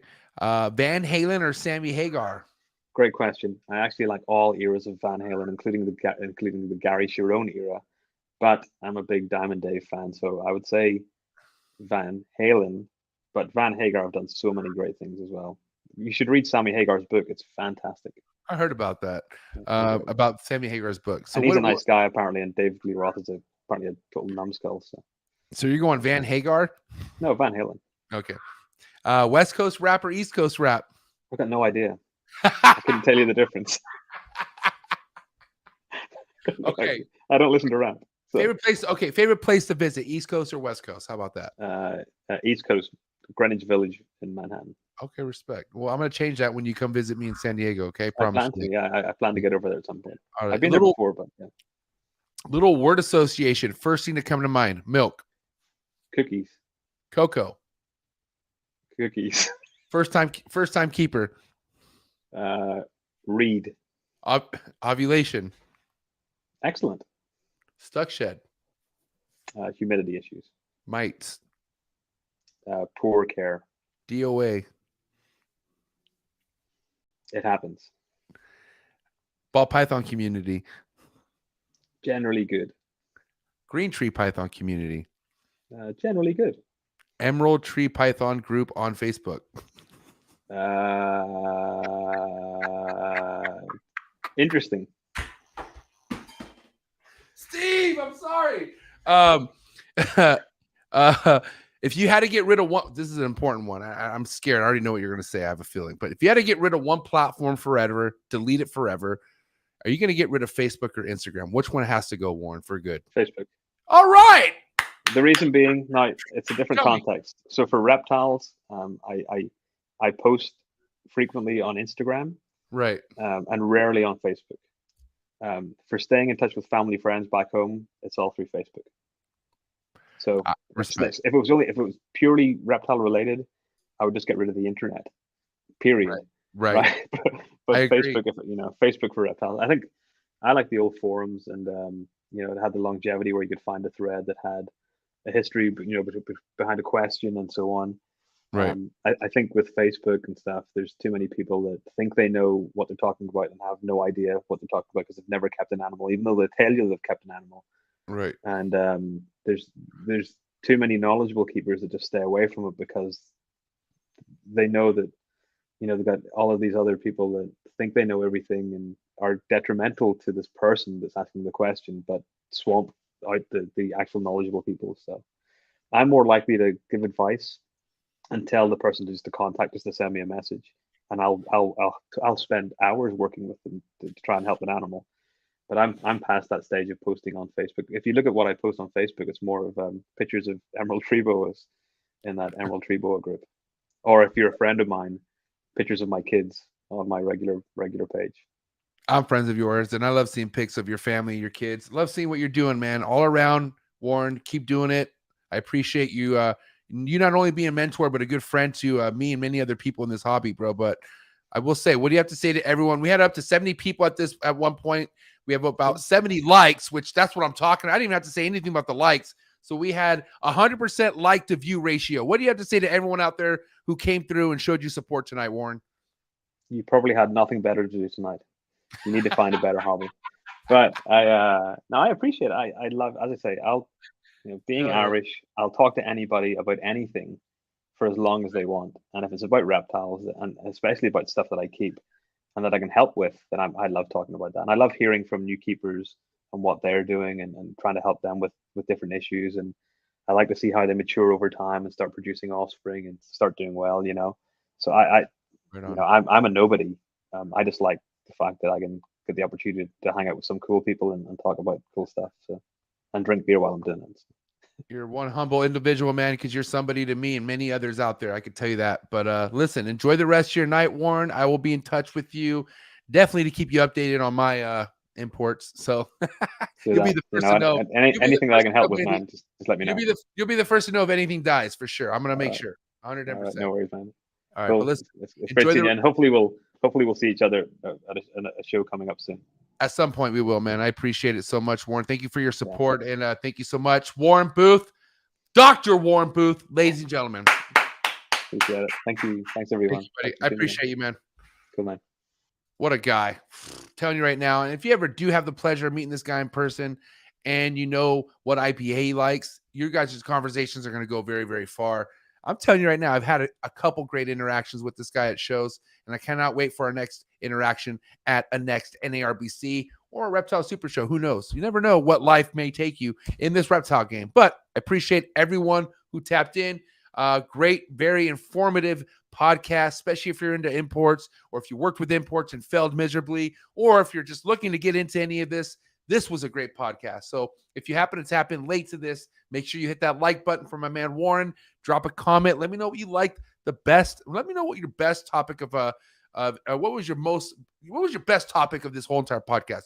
That's what I want to know. Drop a comment. Let me know. And then, guys, don't forget, I cannot stress the fact that you guys need to go down to the link, subscribe to the Snake Trap Sessions YouTube channel, and set your reminder for this RepTech facility tour I'm going to be dropping. This is going to be a part 1 of 3 RepTech facility tour, which the part 1 is going to be all about their venomous. We're going to get very up close and personal with their venomous collection. Not going to tell you what part 2 is.